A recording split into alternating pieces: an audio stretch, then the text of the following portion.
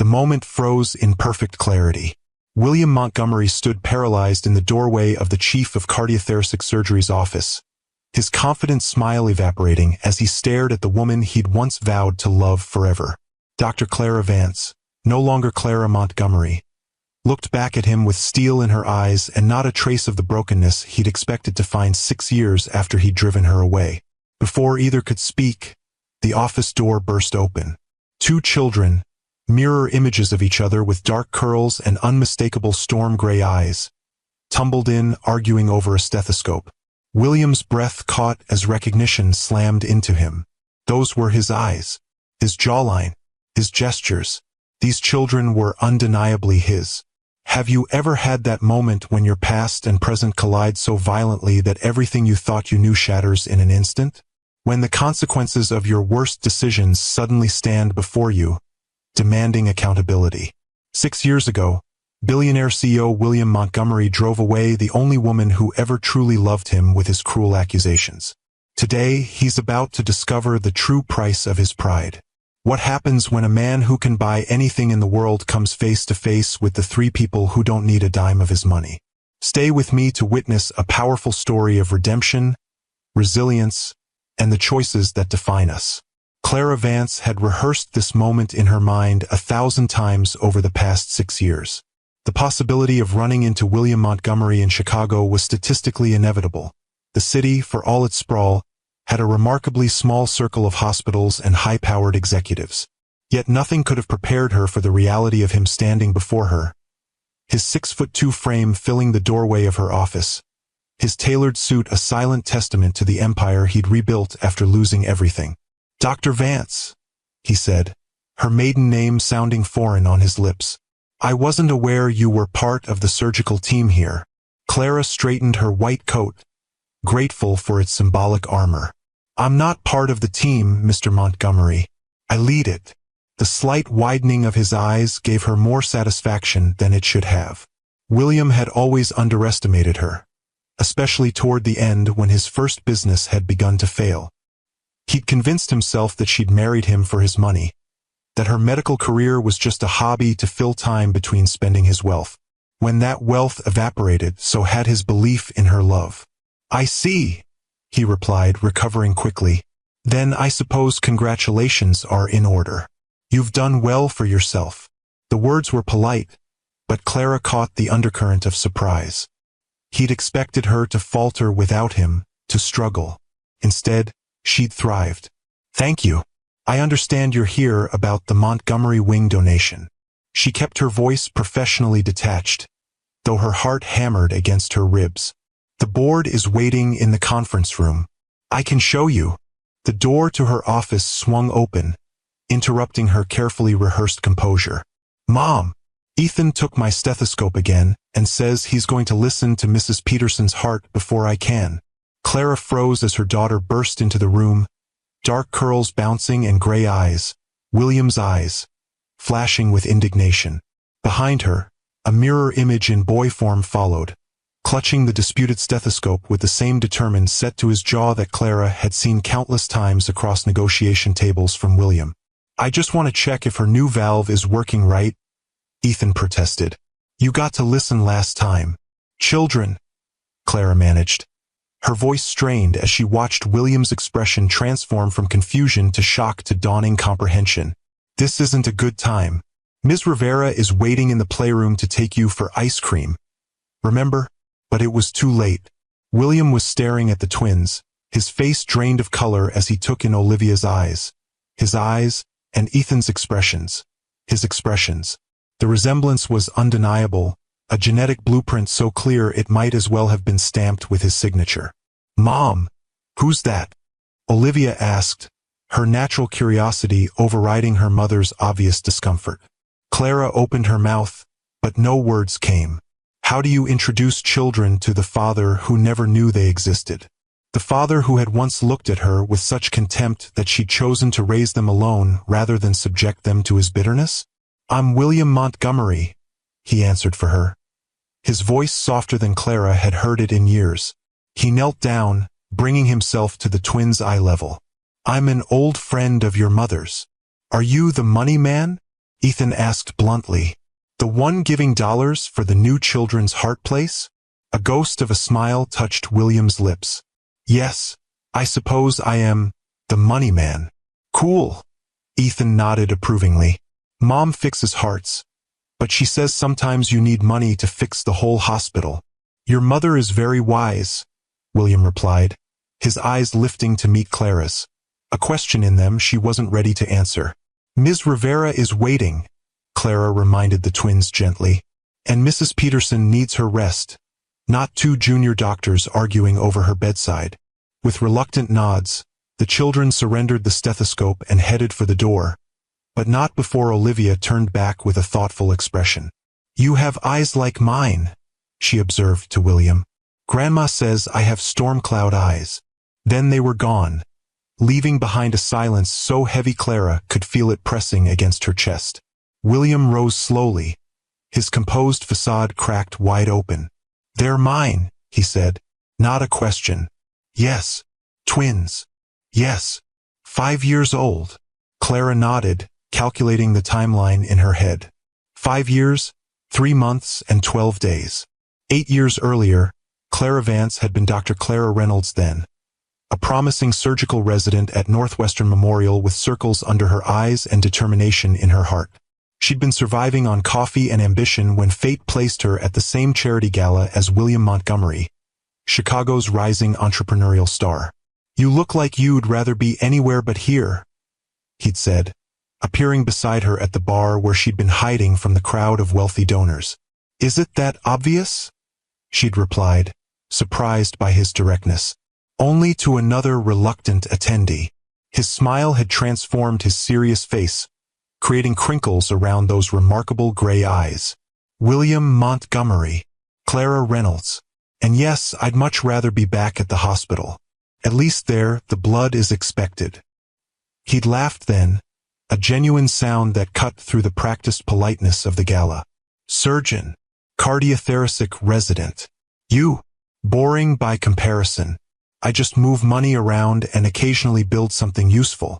She'd later learn that something useful was a revolutionary medical supply chain system that was transforming hospital efficiency across the Midwest.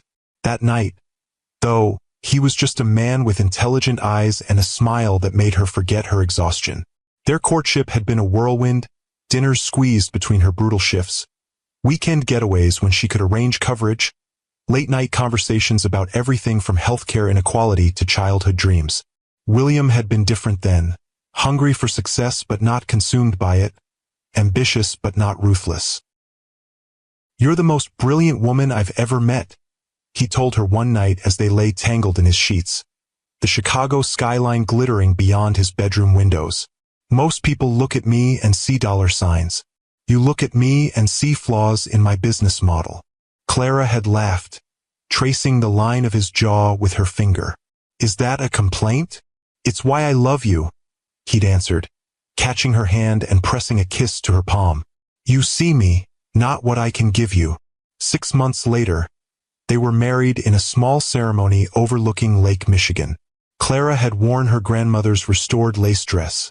William had surprised her by learning to waltz for their first dance. They'd been deliriously happy, balancing her residency and his growing business with the giddy joy of building a life together.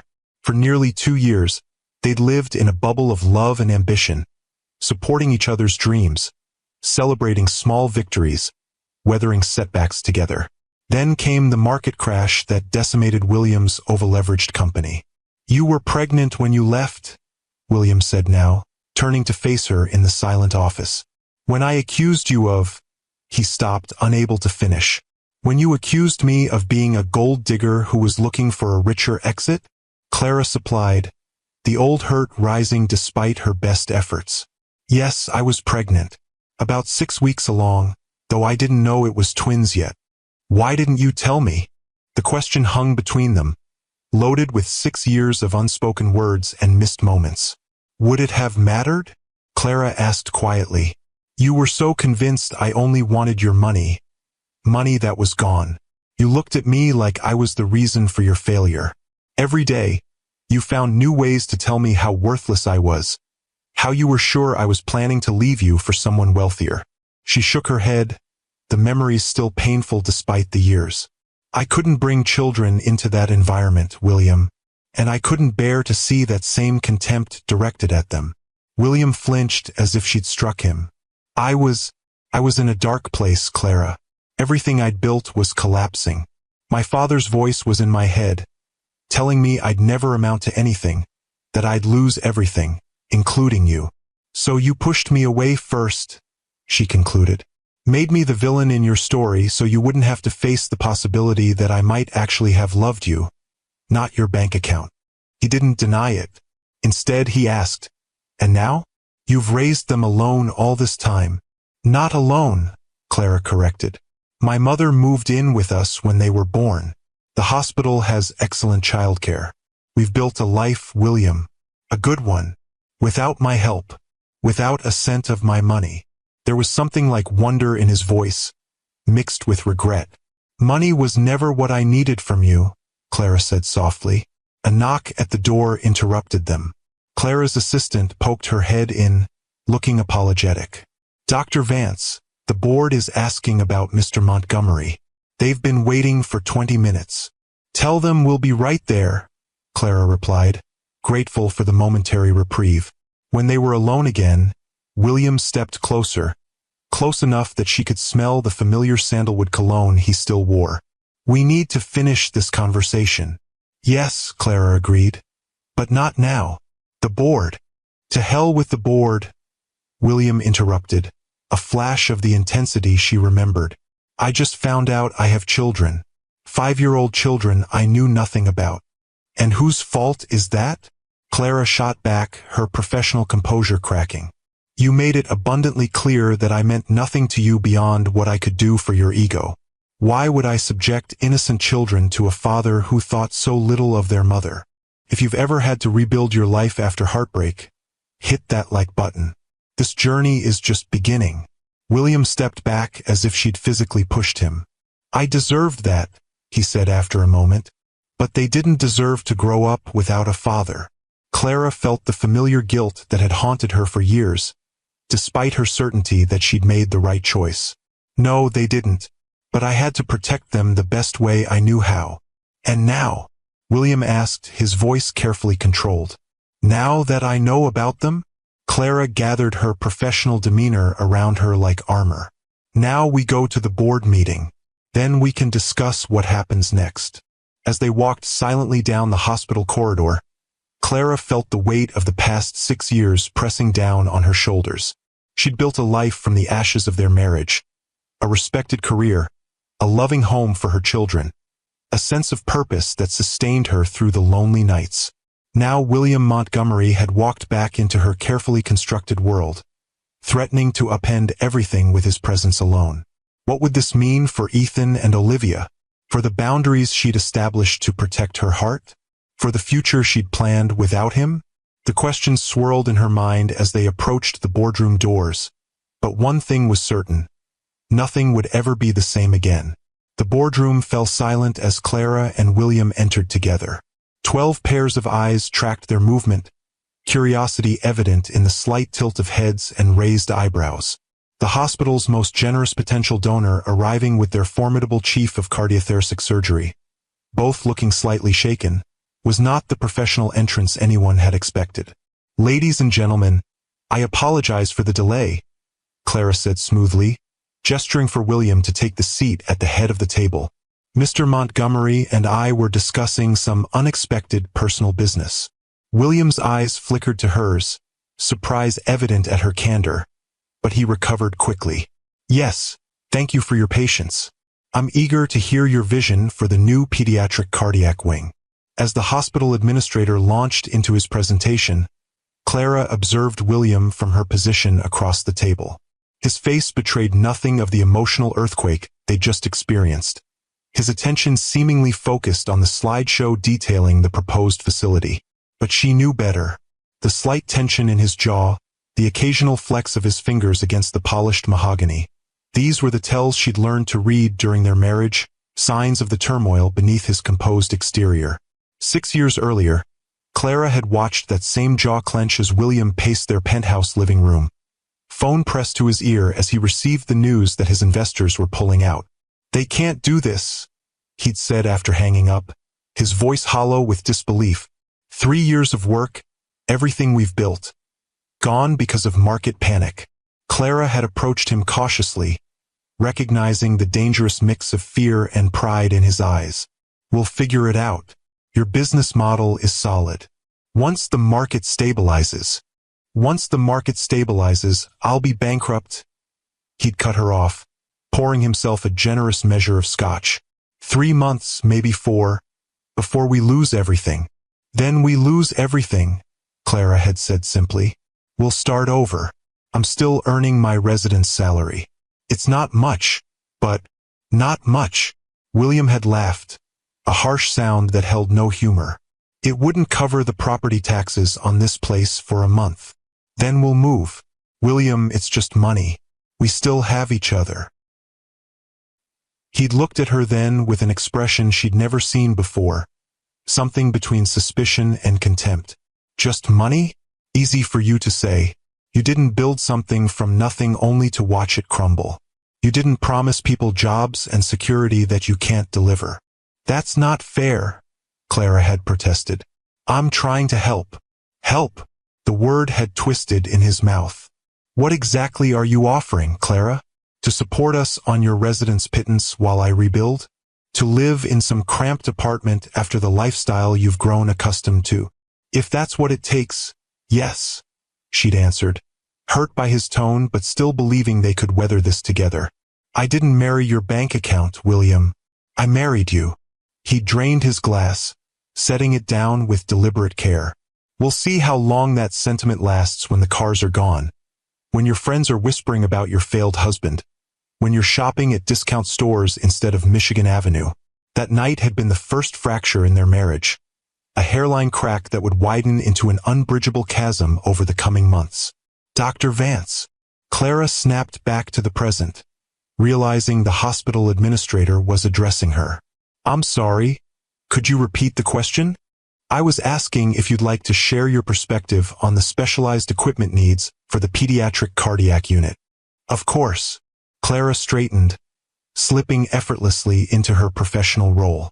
For the next 20 minutes, she detailed the cutting-edge technology that would make their pediatric cardiac program second to none, the specialized training her team would require, and the lives that could be saved with proper resources. Throughout her presentation, she felt William's gaze on her, intent, evaluating, seeing her perhaps for the first time as the accomplished surgeon she'd become rather than the wife who'd left him. The realization gave her a complicated satisfaction.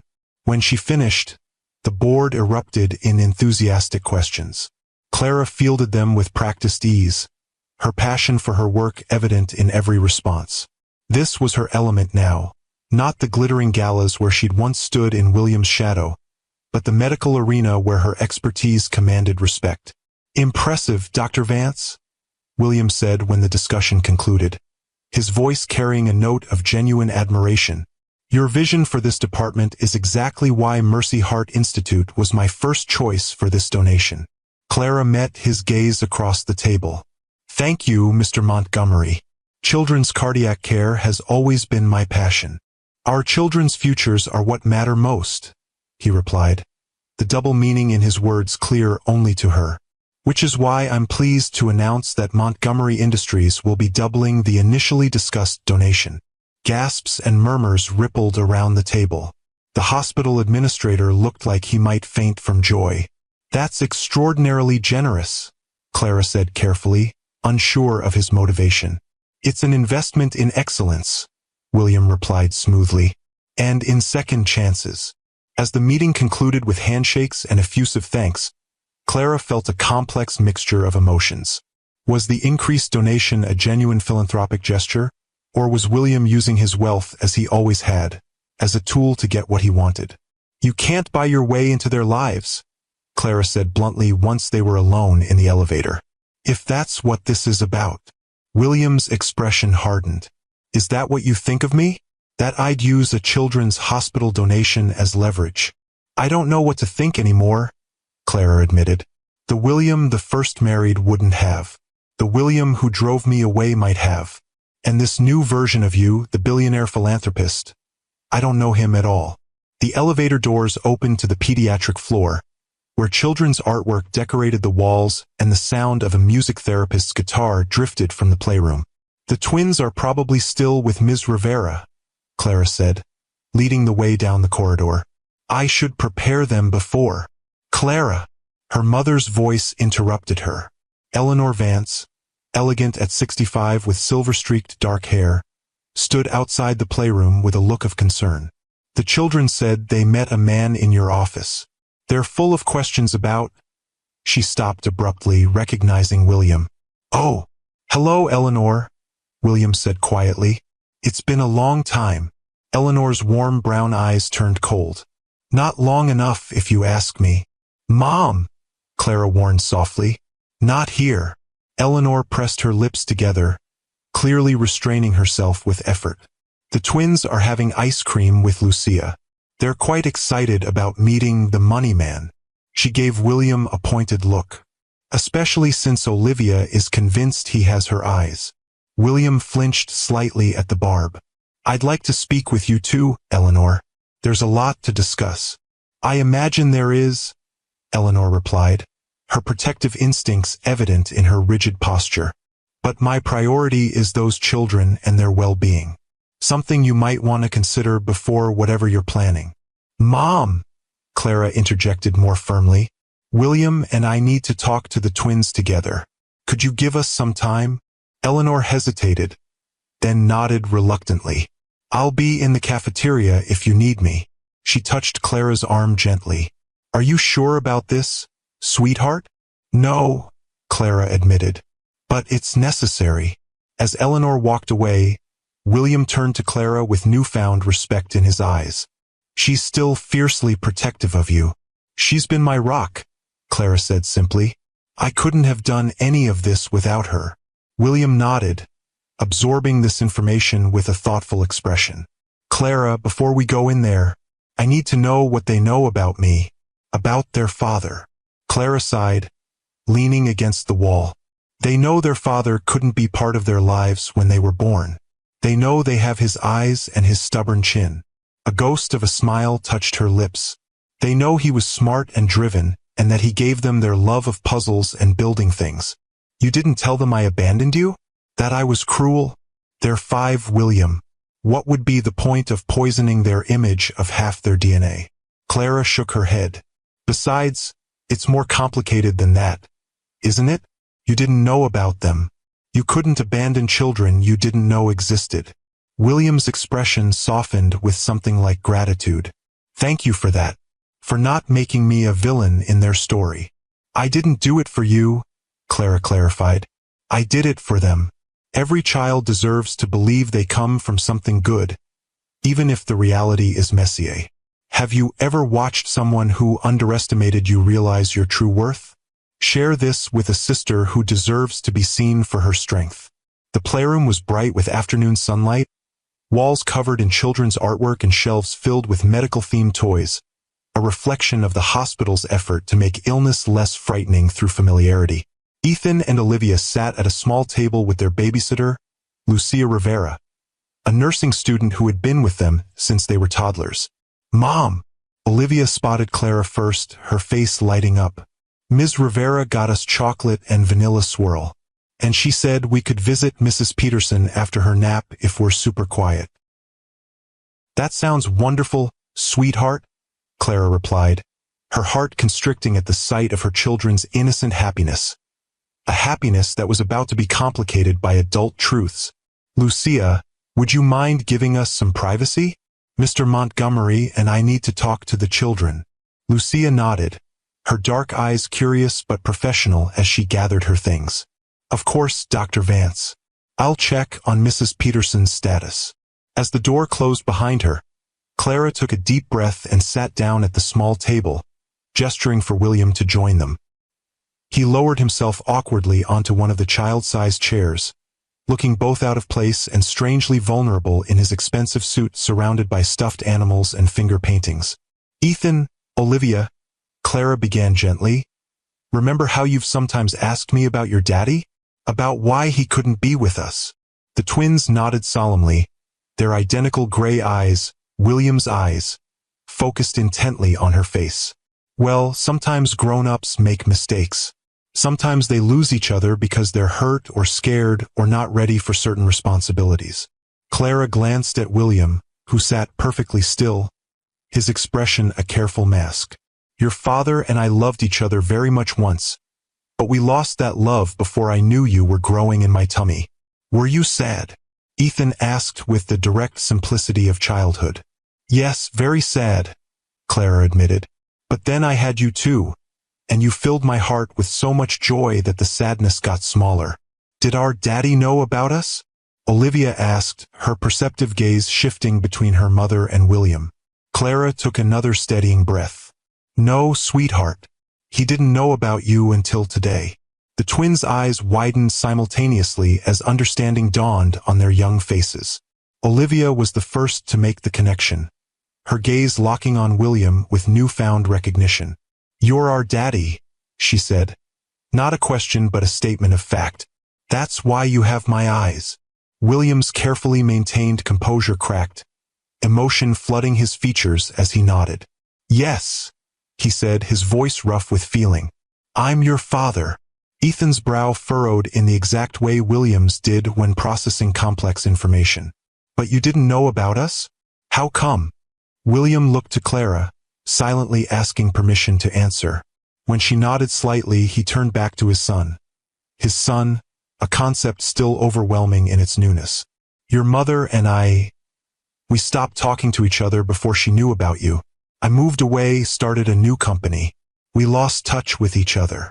Like when Olivia and me had that big fight about the Lego castle and didn't talk for a whole day?" Ethan asked, trying to frame this adult situation in terms he could understand. A surprised laugh escaped William.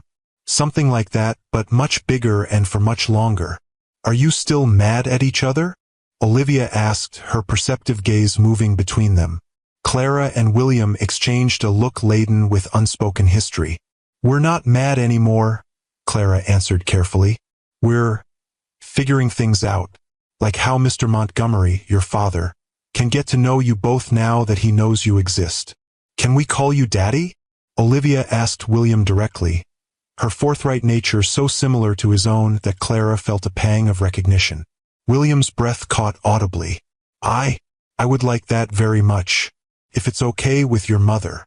Clara nodded, unable to deny her children this connection despite her complicated feelings about William. "If that's what you want, yes." "Do you live in a big building like in our old pictures?" Ethan asked, excitement building as he processed this new development. "Mom showed us pictures of the tall building we used to live in before we were born." "I do," William confirmed.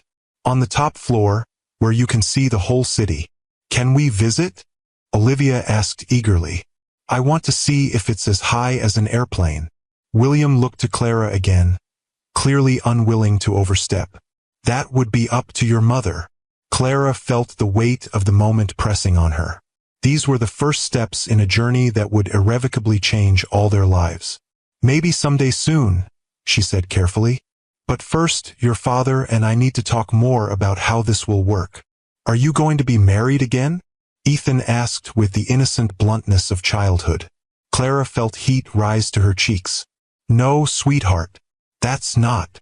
We're going to be friends," William interjected smoothly. "And we're both going to be your parents, just living in different places." "Like Tommy's mom and dad," Olivia nodded sagely. "They live in different houses, but they both come to his soccer games." "Something like that," Clara agreed, grateful for the simple explanation. As the twins peppered William with questions about his life, his work, whether he liked dinosaurs, Ethan's current obsession, or could braid hair, Olivia's constant request, Clara watched the man who had once been her husband transform before her eyes. The hard-edged CEO softened, his responses thoughtful and engaged, his attention fully present in a way it had rarely been during their marriage. This was a different William than the one she'd left. A man humbled by loss, perhaps, or simply matured by time. The realization was unsettling. It was easier to keep her emotional walls intact when she could remember only his cruelty at the end, not this glimpse of the man she'd once loved enough to marry. As the afternoon light began to fade through the playroom windows, Clara checked her watch with reluctance. It's getting late. I need to finish some paperwork before we head home. Can Daddy come see our house? Olivia asked, now comfortably using the title that had William's eyes misting every time he heard it. Clara hesitated. The thought of William in the modest 3-bedroom home she'd worked so hard to afford creating a strange dissonance.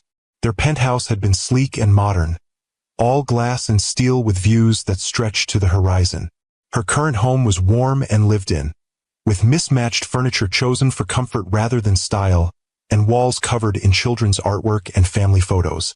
Not tonight, she answered carefully, but maybe another time. William stood, unfolding his tall frame from the child-sized chair with a wince. Your mother's right. We all need some time to adjust to this big change. He knelt down to the twins' level, his expression serious. But I want you both to know something important.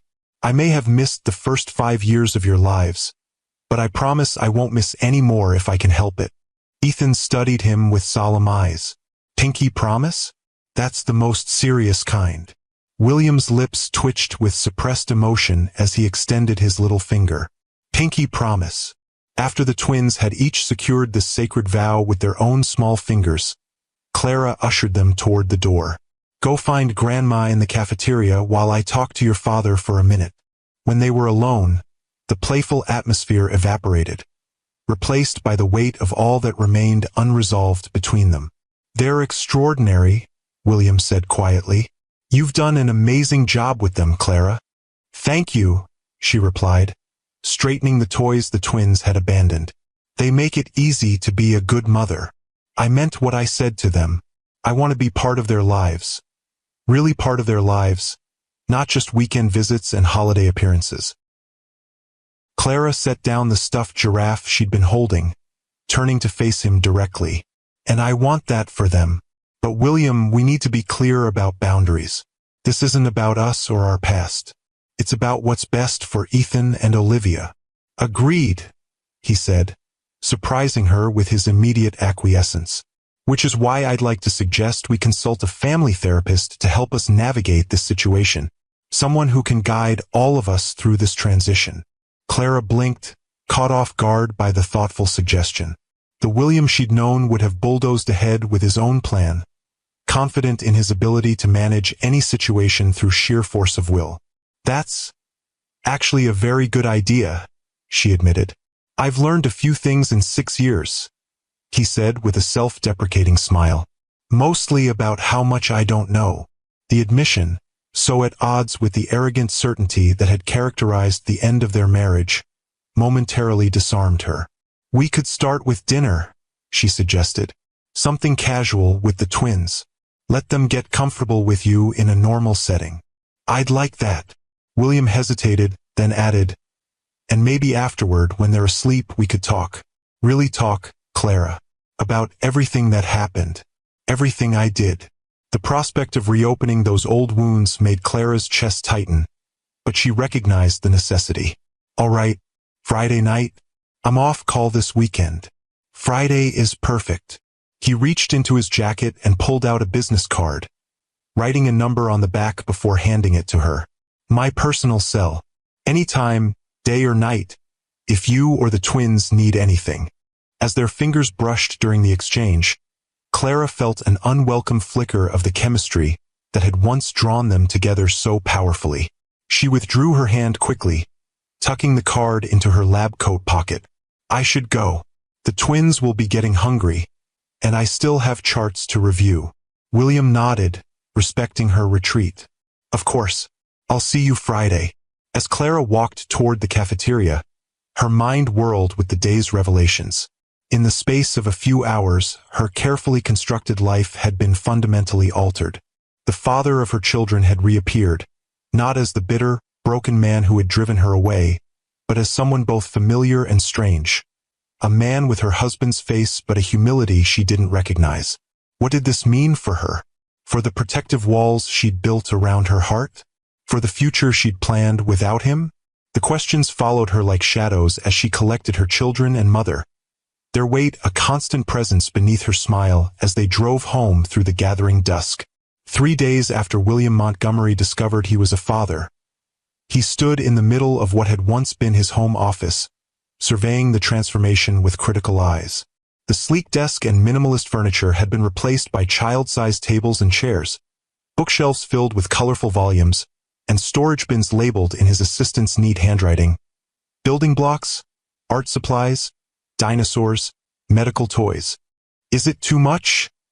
he asked, turning to his sister Catherine, who leaned against the doorframe with an amused expression. "You turned a perfectly good office into a children's paradise in 72 hours, she observed dryly. "I'd say it's exactly as excessive as I'd expect from you." William ran a hand through his hair, a gesture of uncertainty that few people ever witnessed from the normally composed CEO. "I want them to feel comfortable here, to have their own space." "I get it." Catherine's expression softened. "I'm just trying to process the fact that my workaholic brother is now apparently father of the year material." She crossed the room to straighten a slightly crooked picture frame, a professional photograph of the Chicago skyline. He'd had rushed to replace the abstract art that had previously hung there. "Have you told Mom yet?" William winced. "Not yet. I wanted to meet with Clara first, establish some parameters before I start making family announcements." Catherine studied him with the penetrating gaze that made her such a formidable corporate attorney. "And this dinner tonight, it's just about the kids? Nothing to do with the fact that you've never gotten over Clara?" "Catherine," he warned. "What? I'm just stating facts. You haven't had a serious relationship since she left. You threw yourself into rebuilding your company with a single-mindedness that was frankly concerning. And now you're turning your pristine penthouse into a daycare center after one meeting with your long-lost twins." She raised an eyebrow. "Doesn't take a genius to connect the dots." William turned away, ostensibly to examine the new child safety locks on the cabinets. "Clara made it very clear that this is about Ethan and Olivia, not about us. And she's right. What happened between us, what I did, that's not something you just move past." "So you admit you still have feelings for her?" "What I feel doesn't matter," William replied, more sharply than he intended. "I destroyed her trust. I drove her away with my insecurity and cruelty. She built an entire life without me, raised our children alone rather than subject them to the man I was then." He shook his head. "The only thing that matters now is being the father those children deserve." Catherine studied him for a long moment, then nodded slowly. "Well, that's more self-awareness than you've shown in the past decade, so I'll count it as progress." She checked her watch. "I should go. Some of us still have offices we use for actual work." At the door, she paused. "For what it's worth, Will, I always liked Clara. She was the only one of your girlfriends who ever called you on your bullshit." A smile touched her lips. "And based on what you've told me about those twins, they got the best of both of you. That's something to build on." After Catherine left, William stood alone in the child-friendly space he'd created, wondering if he'd gone overboard, if Clara would see it as an attempt to buy his way into their children's affections. The thought made him frown. Once, perhaps, that would have been his approach, throwing money at a problem until it was solved, using his wealth as both weapon and shield. But the man who had lost everything and rebuilt it from scratch had learned some hard lessons along the way. Chief among them, the things that mattered most couldn't be purchased at any price. 6 years earlier, William had stood in their penthouse living room, watching Clara pack her suitcase with methodical precision. The final argument had been brutal, his accusations growing more vicious as his business collapsed around him. Her quiet dignity in the face of his verbal assault only fueling his irrational anger. "So that's it?" he demanded, gesturing to the single suitcase. 2 years of marriage, and you're walking away with one bag?" Clara had continued folding her clothes, her movements controlled despite the tears streaming down her face. "I'm taking what's mine, what I brought into this marriage. And nothing I gave you?" The question had been loaded with bitter implication. She'd finally looked up then, her eyes red-rimmed but steady. "The things you gave me were gifts, William, not transactions." not investments with expected returns. If you want them back, take them. They're just things. Easy to be philosophical about material possessions when you're leaving for greener pastures. He'd sneered, the scotch in his system fueling his darkest insecurities. Who is he? One of those attending surgeons with their established practices and trust funds? Or maybe a patient's grateful family member? Someone who can maintain the lifestyle you've grown accustomed to. The accusation had stopped her cold. Is that really what you think of me? That I'd cheat on you? That I'd leave you because we're facing financial difficulties? Why else would you be going now, when everything is falling apart? Perfect timing, Clara. Wait until I'm at my lowest, then abandon ship. I'm leaving because I don't recognize the man I married anymore, she'd replied, her voice breaking. Because for the past 3 months, you've treated me like an enemy instead of a partner. Because you've made it abundantly clear that you don't trust me, don't respect me, and don't believe in the vows we made. Pretty words, he'd dismissed. But actions speak louder. And your action is walking out that door when things get tough. Clara had closed her suitcase with a decisive click. No, William. I'm walking out that door because things are already broken beyond repair. Because you've chosen to believe the worst of me rather than accept that I might actually love you for yourself, not your bank account. She'd lifted her chin, dignity in every line of her body despite her tears. I deserve better than that. I deserve to be trusted. Trust is earned, he'd shot back. No, she'd said quietly. In a marriage, trust is given. It's the foundation everything else is built on. And you've made it clear you never really trusted me at all. As she'd walked to the door, he'd called after her, pride and fear making his voice harsh. Don't expect to come crawling back when you realize what you're giving up. When this is over, when I rebuild, and I will rebuild, don't think you'll get a second chance at the Montgomery fortune. Clara had paused, her hand on the doorknob, a look of profound sadness crossing her features. That's the difference between us, William. You think I'm leaving because of what I might lose materially. The truth is, I'm leaving because of what I've already lost that money could never buy. Your respect, your trust, your love. The door had closed behind her with a quiet finality that haunted his dreams for years afterward. If you believe true wealth comes from character, not currency, subscribe to Timeless Love Tales for more stories that remind us what really matters. The doorbell's chime pulled William from his memories. He glanced at his watch, 6:30 p.m., exactly when Clara had said they would arrive. Her punctuality was one of the many things that hadn't changed. He took a deep breath, straightening his casual sweater, deliberately chosen instead of his usual formal attire, and walked to the door. The moment of truth had arrived. Clara stood in the hallway, looking both familiar and strange in dark jeans and a soft blue sweater instead of her white coat. Beside her, the twins bounced with barely contained excitement, each clutching a small backpack. We brought our favorite toys to show you, Ethan announced before William could even say hello. And Mom said we could stay until after dinner if we're good. Well then, you'd better come in, William replied, stepping aside to let them enter. I've been looking forward to this all day. As the twins rushed past him, exclaiming over the floor-to-ceiling windows and panoramic view of Chicago at dusk, Clara lingered in the doorway, her expression guarded. You've redecorated, she observed, noting the warmer colors and more comfortable furniture that had replaced the stark minimalism of their shared days. A few changes, William acknowledged. The place needed some warmth. Their eyes met in a moment of shared understanding. The penthouse had always been more his style than hers, a showcase of success rather than a true home. The subtle changes reflected something shifted in his priorities, a recognition of what had been missing. Daddy, Olivia's voice called from down the hallway. Is this room for us? It has our names on the door.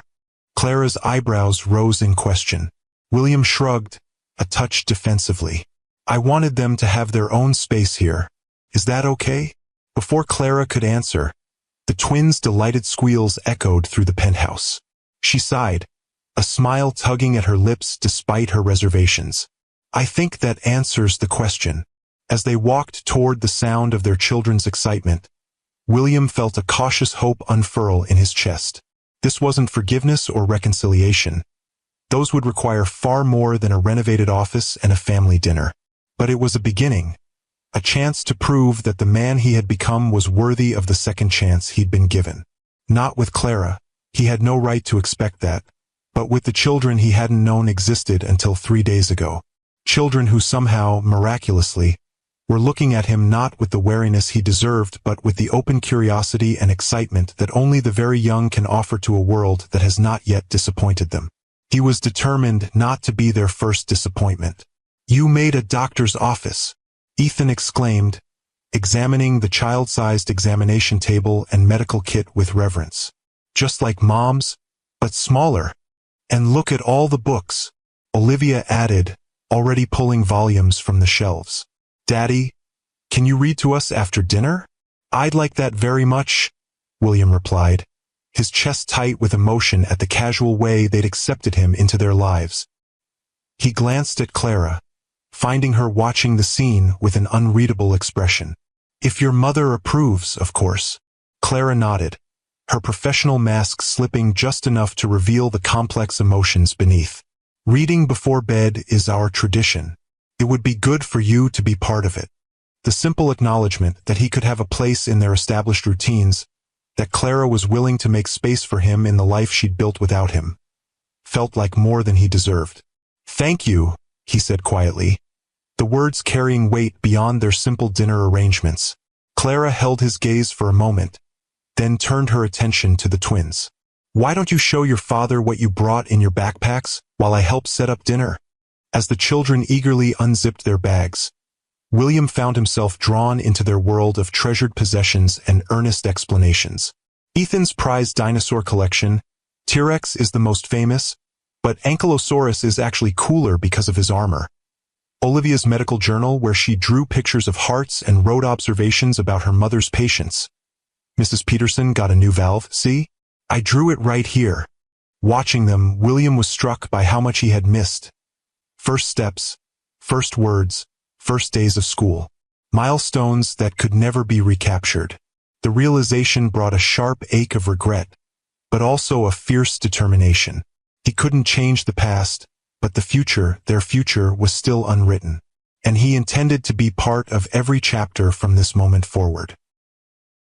Dinner was a surprisingly relaxed affair, served at the kitchen island rather than the formal dining table that had rarely seen use even when Clara lived there. William had ordered from their old favorite Italian restaurant, a detail that earned him a raised eyebrow from Clara but delighted exclamations from the twins when they discovered their mother's favorite pasta dish was on the menu.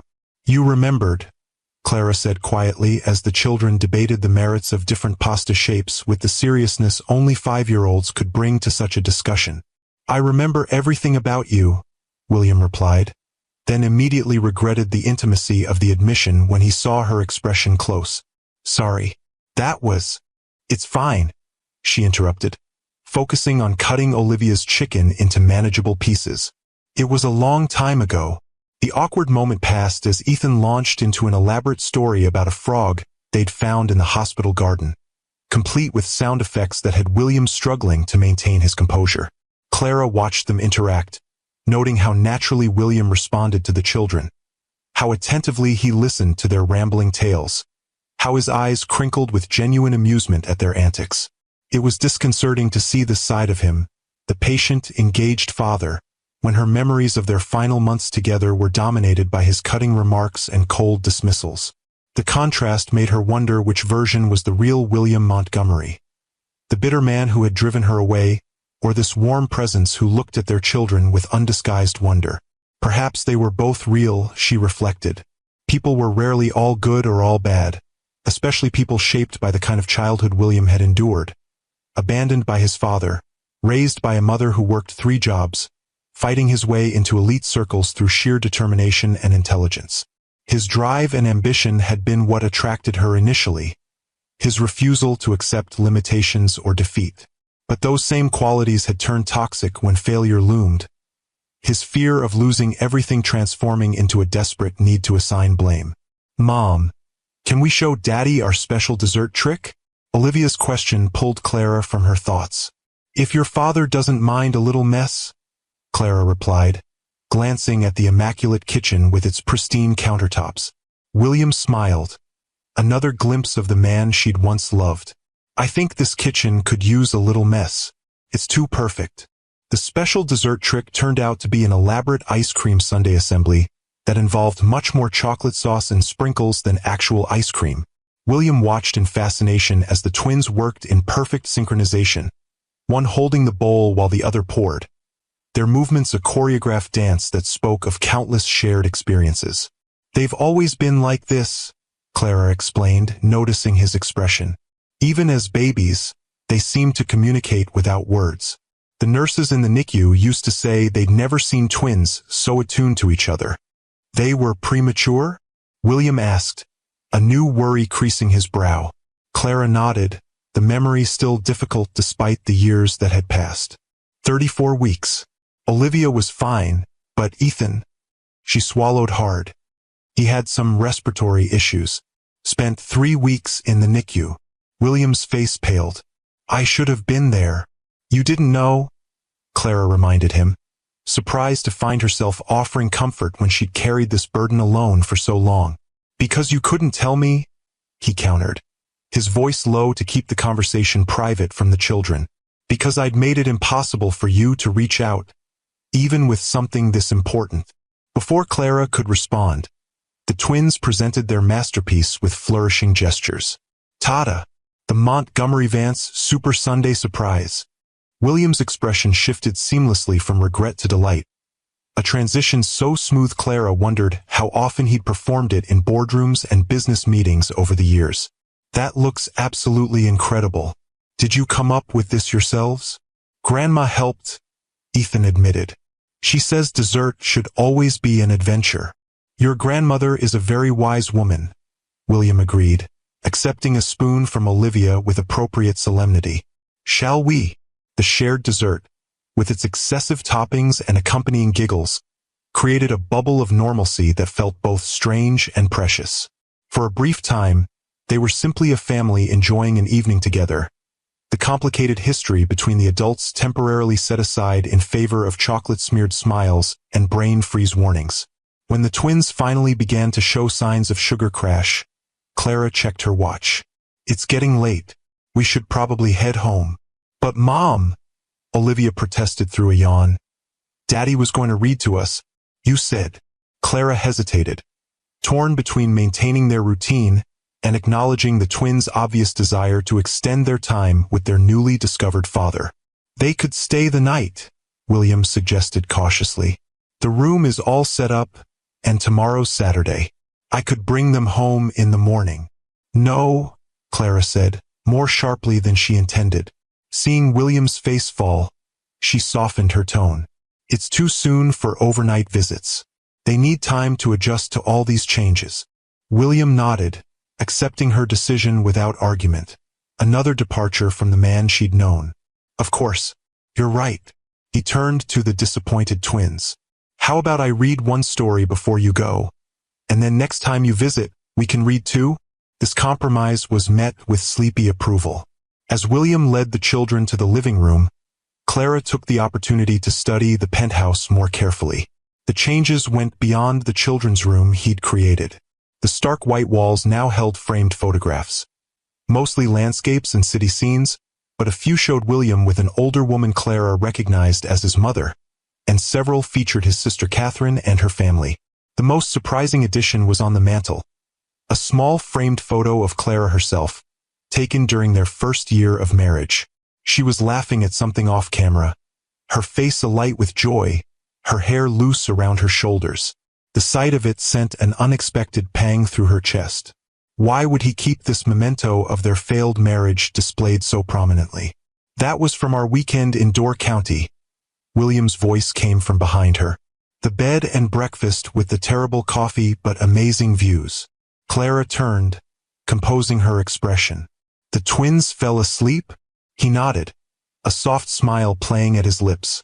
Before we even got to the second page, they're curled up together on the couch like puppies. They've always slept that way, Clara said. Even with separate beds, I often find them together in the morning. An awkward silence fell between them, the easy dynamic they'd maintained for the children's benefit evaporating now that they were alone. "Would you like some coffee?" William offered. "Or wine? We still need to talk." Clara hesitated, then nodded. "Coffee, please. It's been a long day." As William moved to the kitchen, Clara settled on one of the new, comfortable armchairs that had replaced the sleek but uninviting furniture from their marriage. Another change that reflected a shift in priorities. Function over form, comfort over appearance. "You've done well with them," William said as he returned with 2 mugs, handing one to Clara. "They're incredible children. Smart, kind, curious." "They are," Clara agreed, warming her hands around the mug. "They make it easy to be a good parent." "I doubt that," William countered gently. Nothing about raising twins as a single mother while building a surgical career could have been easy. Clara shrugged, uncomfortable with his praise. "We managed. My mother was a godsend, and the hospital has excellent childcare." "Still," William persisted, "what you've accomplished is remarkable. Chief of cardiothoracic surgery at 38, raising 2 well-adjusted children, maintaining your sanity. It's impressive, Clara." "Is that why you kept my photo?" she asked abruptly, nodding toward the frame on the mantel. "Some kind of reminder of what you lost?" William's expression sobered. "I kept it because it was the happiest time of my life, even if I didn't appreciate it then." He set his mug down, leaning forward with his elbows on his knees. "I owe you an apology, Clara. Many apologies, actually, but we have to start somewhere." "William, please," he interrupted. "Let me say this. I've rehearsed it for 6 years, even though I never thought I'd get the chance to actually tell you." Clara fell silent, steeling herself for whatever was coming. "I was cruel to you," William began, his voice steady but filled with regret. "When my business was failing, I lashed out at the person who least deserved it. I accused you of things I knew weren't true because I was terrified of losing you and decided to push you away first." He met her gaze directly. "There's no excuse for how I treated you. My fear, my pride, my father's voice in my head telling me I was worthless without money. None of that justifies what I said and did." Clara swallowed hard, unprepared for the raw honesty in his words. "Why are you telling me this now?" "Because you deserve to hear it," he replied simply. "Because our children deserve parents who can at least be civil to each other. And because I've carried this regret for 6 years, watching your career rise from afar, knowing I'd thrown away the best thing in my life because I couldn't face my own failures." "You watched my career?" Clara asked, surprised. William nodded. "I've kept track of your publications, your promotions. Not in a stalking way," he added hastily. "Just professional awareness. I was proud of you, even though I had no right to be." The admission hung between them, complicated and weighted with history. "I didn't leave because your business failed," Clara said finally. "I need you to understand that. I left because you became someone I didn't recognize. Someone who thought the worst of me, who seemed to take pleasure in hurting me." "I know," William acknowledged. "And that's the heaviest part of my regret. Not losing the money or the status, but becoming the kind of man who would drive away someone who only ever supported him." Clara studied him, searching for signs of the manipulation that had characterized their final months together. Instead, she found only sincerity in his eyes, a humility that the William she'd known would have considered weakness. "What do you want from me, William?" she asked directly. "Forgiveness? Absolution. I want a chance to be a father to our children," he answered without hesitation. "Beyond that," he shrugged, a gesture of surrender, "I have no expectations. You've built a life without me, a good life. I'm just grateful for the opportunity to know Ethan and Olivia." The simplicity of his answer, devoid of the demands or conditions she'd half expected, caught Clara off guard. "And if I said I wanted full custody, with only supervised visitation for you, I'd fight you," William replied honestly. "Not because I don't respect your judgment, but because those children deserve to know their father, to have me in their lives in a meaningful way." His expression softened. "But I don't think you'll do that." You've already shown more generosity than I deserve by not poisoning them against me, by allowing this dinner, by considering a path forward together as co-parents." Clara was silent for a long moment, processing his words. The man before her was both familiar and strange. William's face, William's voice, but with a self-awareness and humility that seemed entirely new. "We should wake the twins," she said finally, setting down her untouched coffee. "It's getting late, and they have swimming lessons in the morning." William nodded, accepting the change of subject. "Of course, I'll get their things." As he moved to collect the children's backpacks, Clara added, "Swimming is at 10, at the community center on Lakeshore Drive, if you wanted to come." William turned, surprise and hope flickering across his features. "I'd like that very much. This doesn't mean I've forgiven you," Clara clarified, needing to establish boundaries even as she offered this small olive branch. "It just means the twins deserve to have their father involved in their activities if he wants to be." "I understand," William replied solemnly. "And Clara? Thank you. What would you do in Clara's position? Would you open your heart again or keep those walls firmly in place?" Comment below with your thoughts, and don't forget to subscribe for more stories of resilience and redemption. The community center pool echoed with the shrieks and laughter of children enjoying their Saturday morning swim lessons. Clara sat on the bleachers, a medical journal open on her lap but largely ignored as she watched the twins in the water. Ethan was fearless, diving beneath the surface with abandon, while Olivia approached each new skill with methodical determination, perfecting her form before moving on. "They're naturals," William observed, settling beside her with 2 cups of coffee from the vending machine. "Ethan reminds me of Catherine at that age. Jumping first, thinking later." Clara accepted the coffee with a nod of thanks. "He gives me heart attacks on a regular basis. Last month he decided to see if he could jump from the top of the playground slide into a pile of leaves. Successful experiment? Sprained wrist and a valuable lesson about gravity," Clara replied dryly. Olivia documented the whole thing in her medical journal, with surprisingly accurate anatomical drawings. William chuckled, his eyes following their daughter as she carefully practiced her backstroke. "She's going to be a doctor like her mother, isn't she?" "She certainly seems headed that way. Yesterday she informed me that she plans to be a heart fixer, but might also consider being an astronaut on weekends." "Ambitious," William noted with pride. "Good for her." They fell into a comfortable silence, the awkwardness of the previous evening somewhat diminished in the bright light of day and the neutral territory of the community center.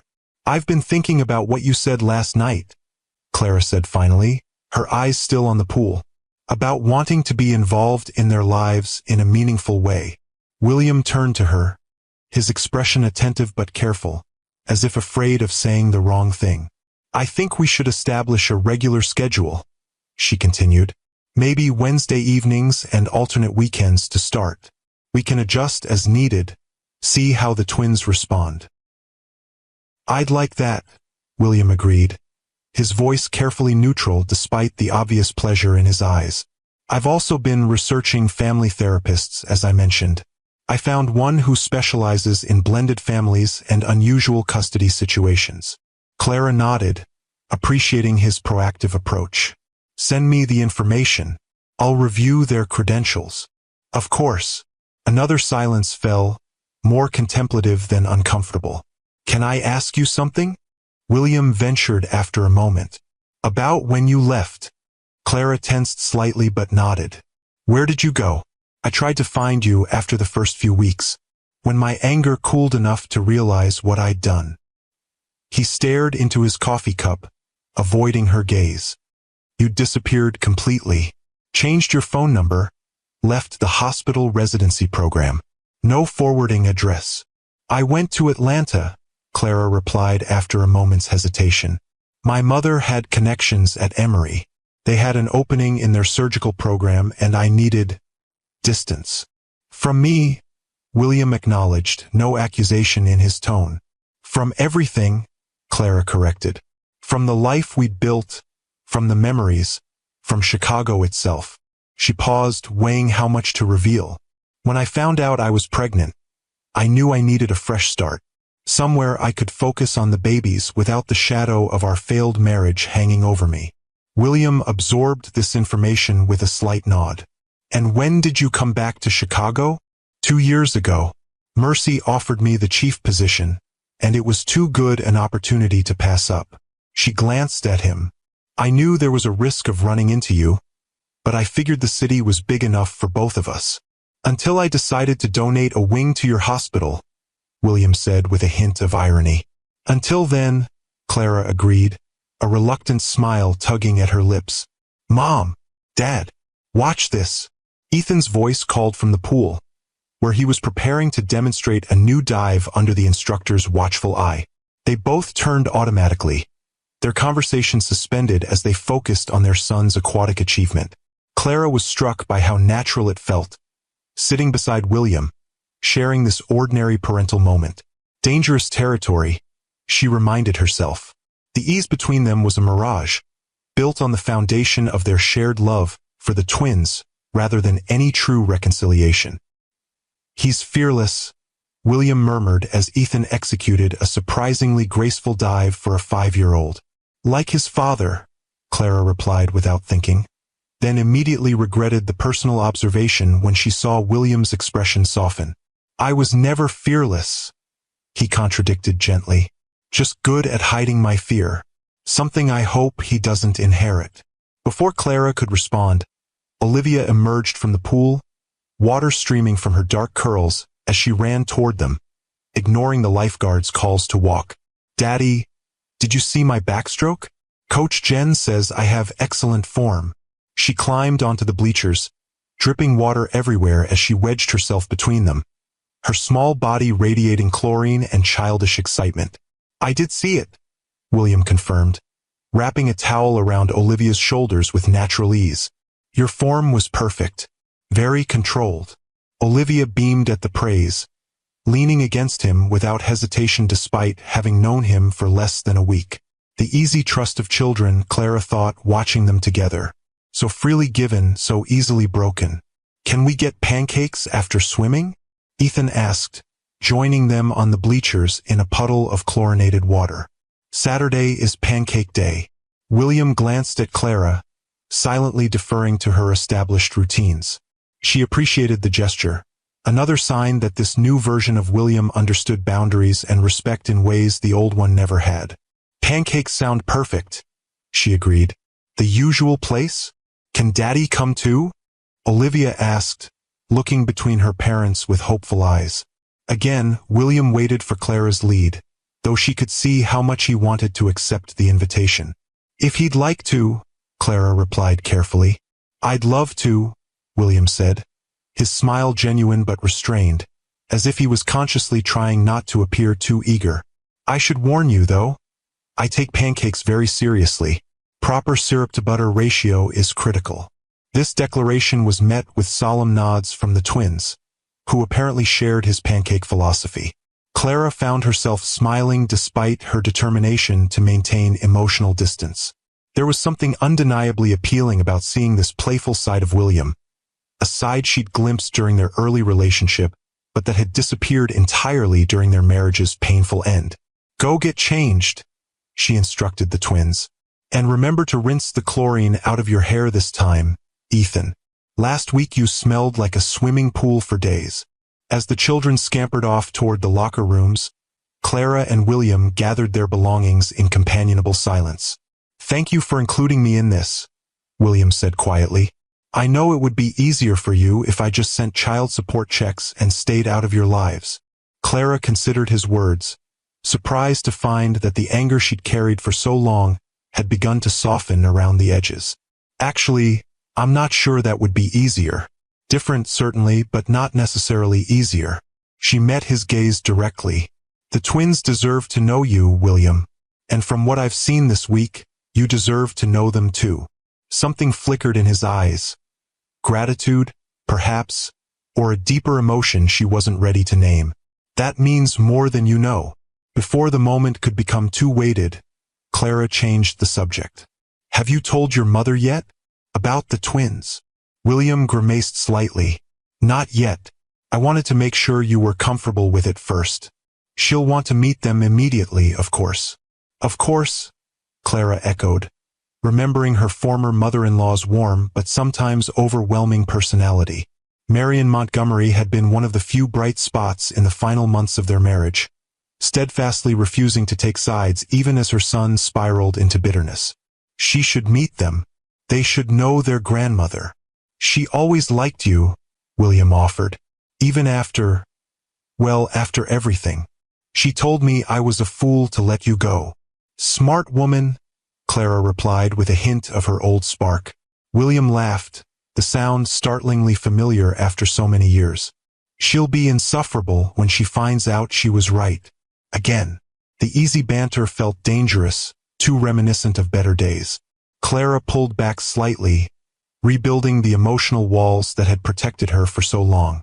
We should check on the twins. Ethan probably needs help with his shoelaces. If William noticed her retreat, he didn't comment on it, simply nodding and following her toward the locker rooms. This, too, was new, his willingness to respect her boundaries, to accept the limitations she placed on their interactions without pushing for more than she was willing to give. It made maintaining those boundaries both easier and, paradoxically, more difficult. The William she'd left would have demanded forgiveness, would have used his charm and intensity to wear down her defenses. This William, with his patient acceptance and quiet remorse, was harder to keep at arm's length. The Pancake Restaurant was a cozy neighborhood establishment with worn vinyl booths and waitresses who knew the twins by name. Clara watched as William took in the homey atmosphere, so different from the upscale establishments they'd frequented during their marriage. Dr. V, the elderly waitress, approached their table with a pot of coffee and a warm smile. And the dynamic duo. Who's your friend? This is our daddy, Olivia announced before either parent could respond. He was lost, but now he's found. The waitress's eyebrows shot up as she looked between Clara and William with undisguised curiosity. Well, isn't that something? Welcome to Maggie's, Mr. Montgomery, William supplied, extending his hand with the easy charm that had once opened doors throughout Chicago's business world. William Montgomery. And you must be the famous Maggie I've been hearing about for the last 10 minutes. The very same, Maggie confirmed, clearly charmed despite the awkward introduction. These two are my favorite Saturday customers. Chocolate chip for the little lady and blueberry for the young man. Right?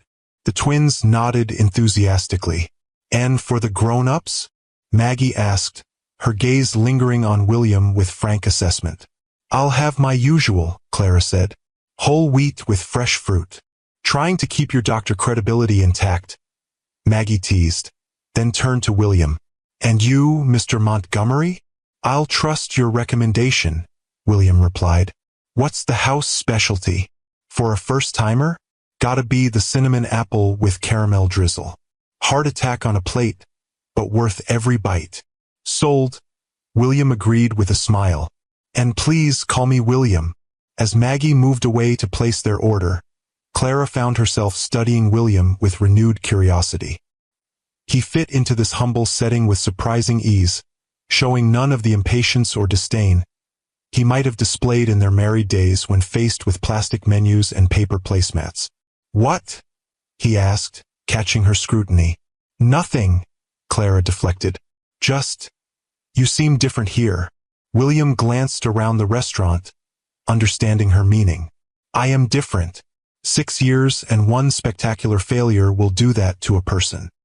He lowered his voice so the twins, occupied with their coloring placemats, wouldn't hear.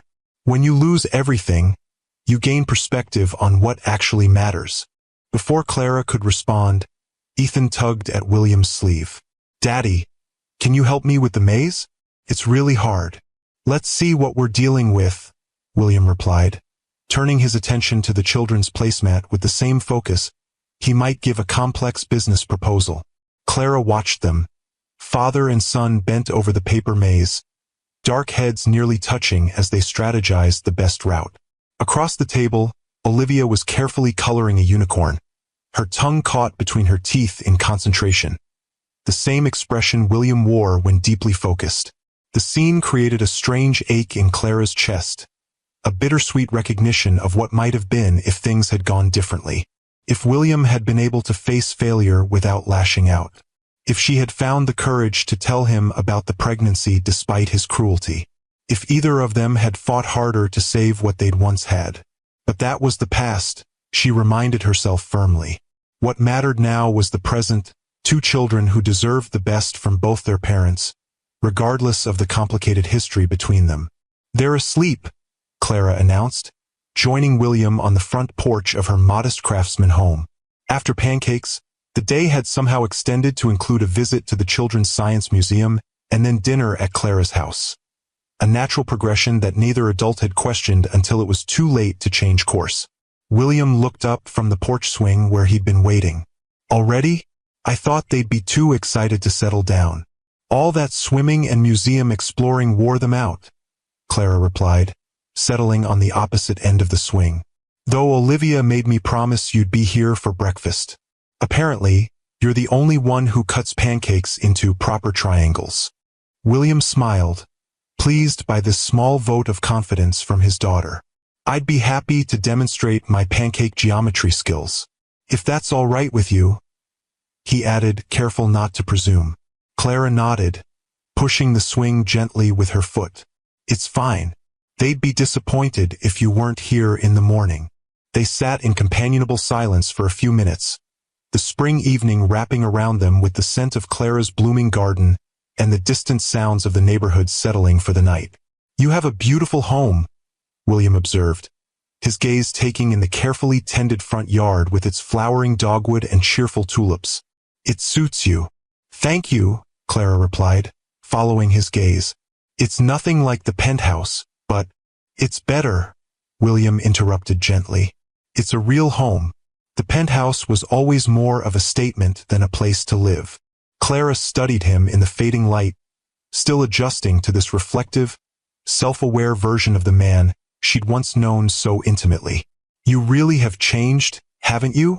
William met her gaze steadily. "I had to. After you left, after the business collapsed completely, I hit bottom. Spent 3 months drinking too much, blaming everyone but myself." He shook his head at the memory. "Then Catherine staged what she called an intervention, but was really more of a verbal beatdown. Told me I could either become our father bitter, self-pitying and alone, or I could take responsibility and rebuild something worthwhile." "Sounds like Catherine," Clara said with a small smile, remembering her former sister-in-law's formidable directness. "She mentioned you, actually," William continued. "Said you were the best thing that ever happened to me, and I'd thrown it away because I was too proud to admit I needed help." He sighed, running a hand through his hair in a gesture Clara remembered from their marriage, a rare sign of vulnerability from a man who prided himself on control. She was right, of course, about all of it. "So what happened?" Clara asked, genuinely curious about the journey that had transformed him from the broken, angry man she'd left to the successful but humbled person beside her. "I got sober, for one thing," William replied matter-of-factly. "Turns out scotch and self-pity aren't a great combination for clear thinking. Then I started over, literally from scratch.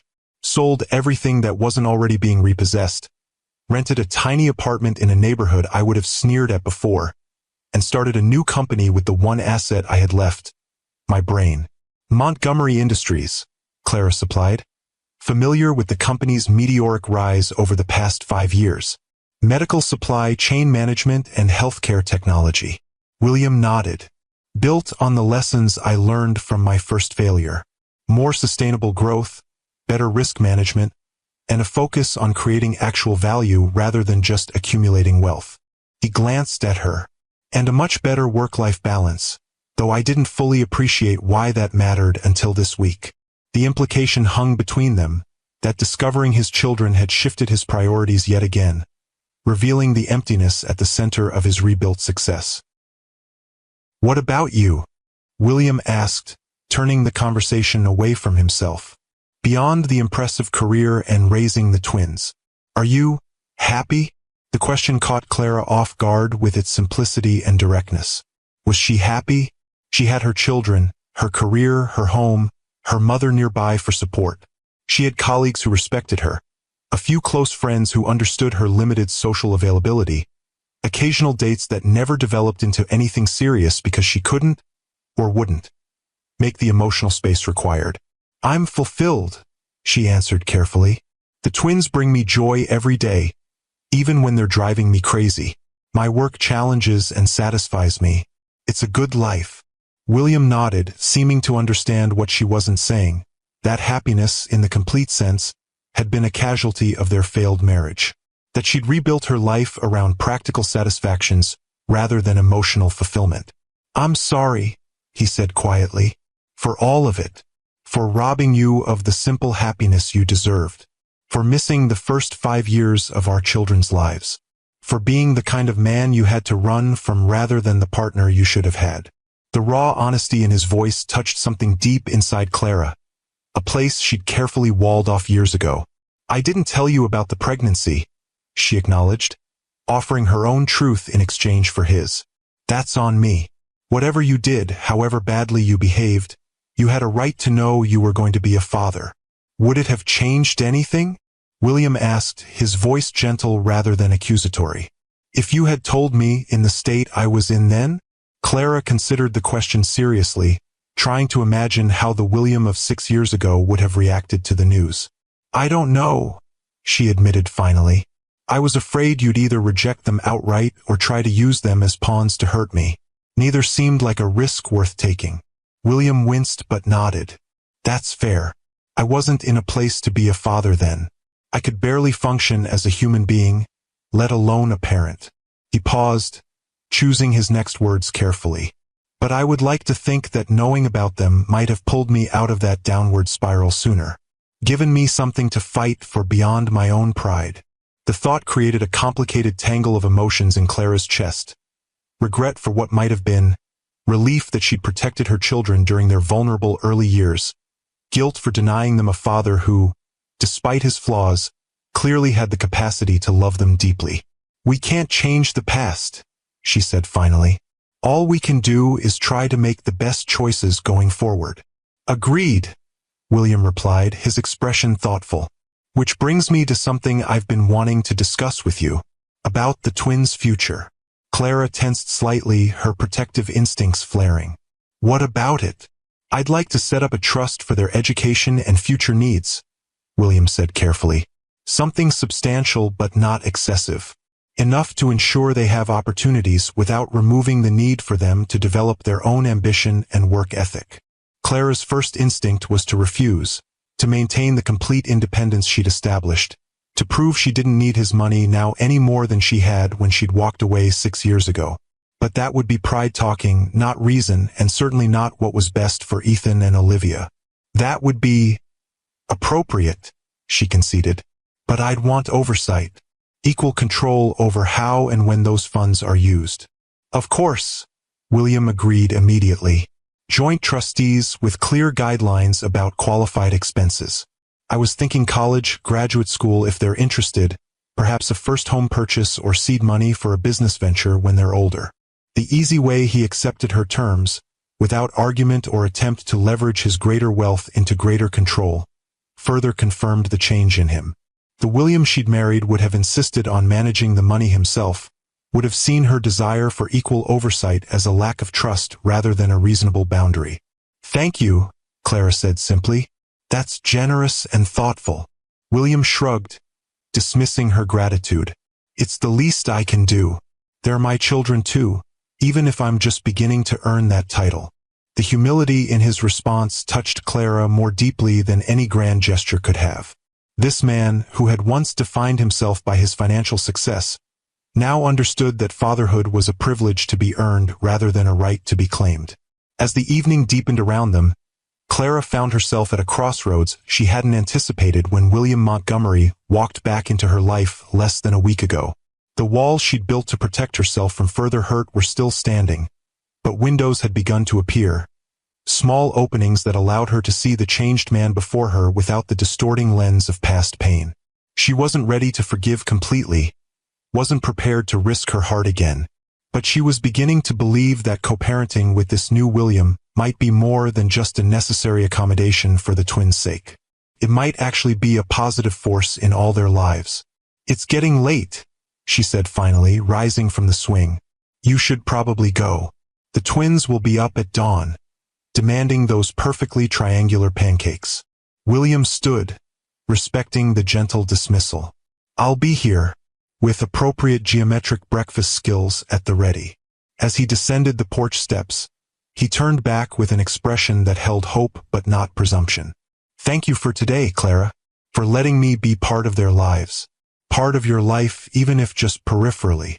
Clara nodded, unable to find words that wouldn't reveal too much of her conflicted emotions. As she watched him walk to his car, a modest sedan rather than the luxury sports car he'd favored during their marriage, she allowed herself to acknowledge a truth she'd been avoiding all day. William Montgomery still had the power to touch her heart, for better or worse. The realization was terrifying.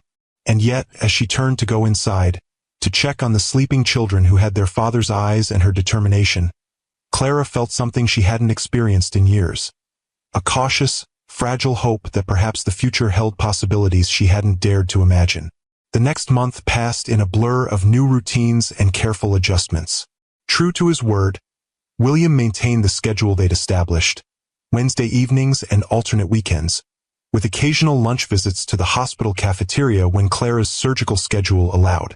He never pushed for more time than she offered, never complained when emergency surgeries forced last-minute cancellations, never used his wealth or influence to try to impress the twins or undermine Clara's authority. Instead, he integrated himself into their lives with patient determination, learning their routines, respecting their established traditions, and creating new connections that honored the family unit Clara had built while carving out his own place within it.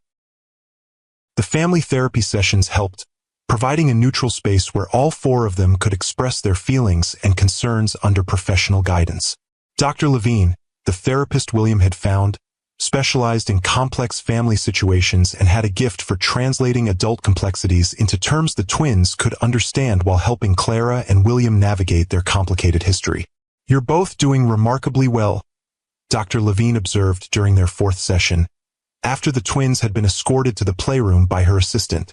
"Many co-parents in your situation struggle with basic civility, let alone the level of cooperation you've established."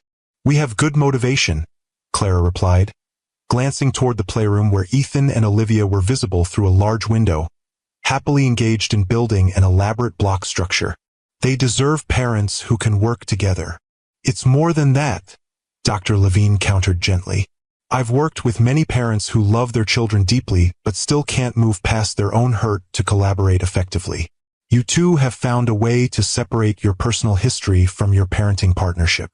That's commendable." William shifted in his chair, uncomfortable with praise he clearly felt was undeserved. "Clara's done the hard part. I'm just following her lead." "That's not entirely true," Clara found herself saying, surprising both William and herself with the defense. "You've been respectful of our boundaries and routines, but you've also established your own relationship with the twins.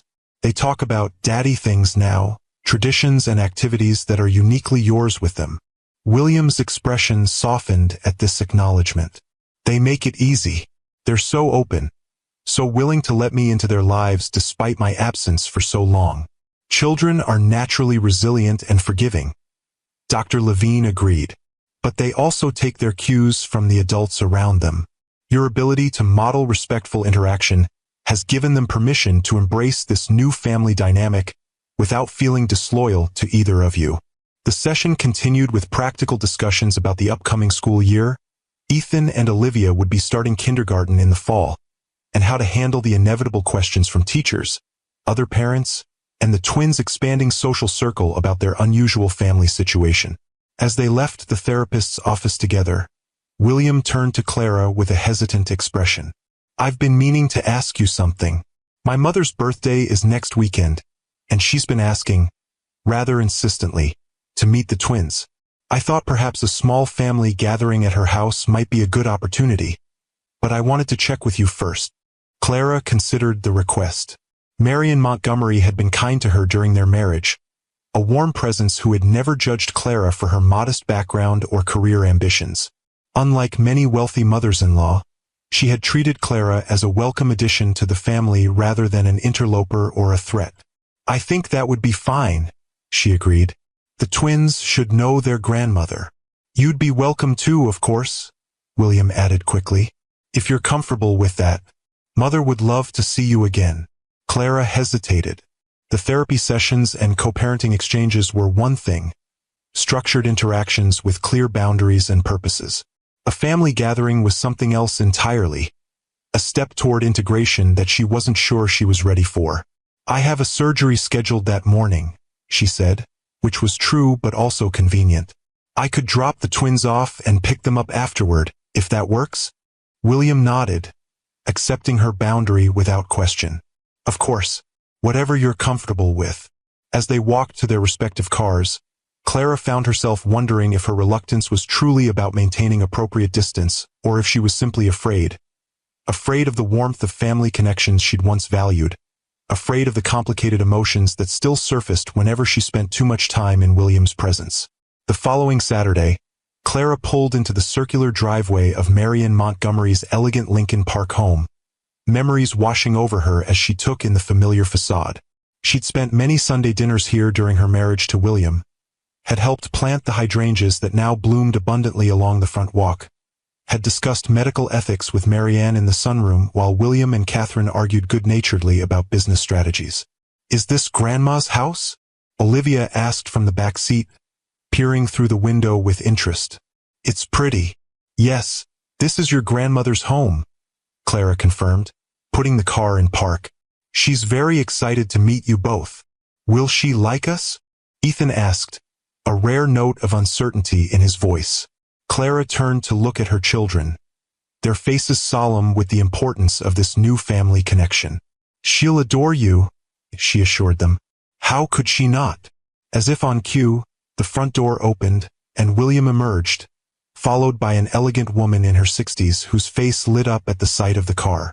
Marion Montgomery had aged gracefully in the years since Clara had seen her last, her dark hair now streaked with silver but her posture still straight, her movements still energetic as she hurried down the front steps beside her son.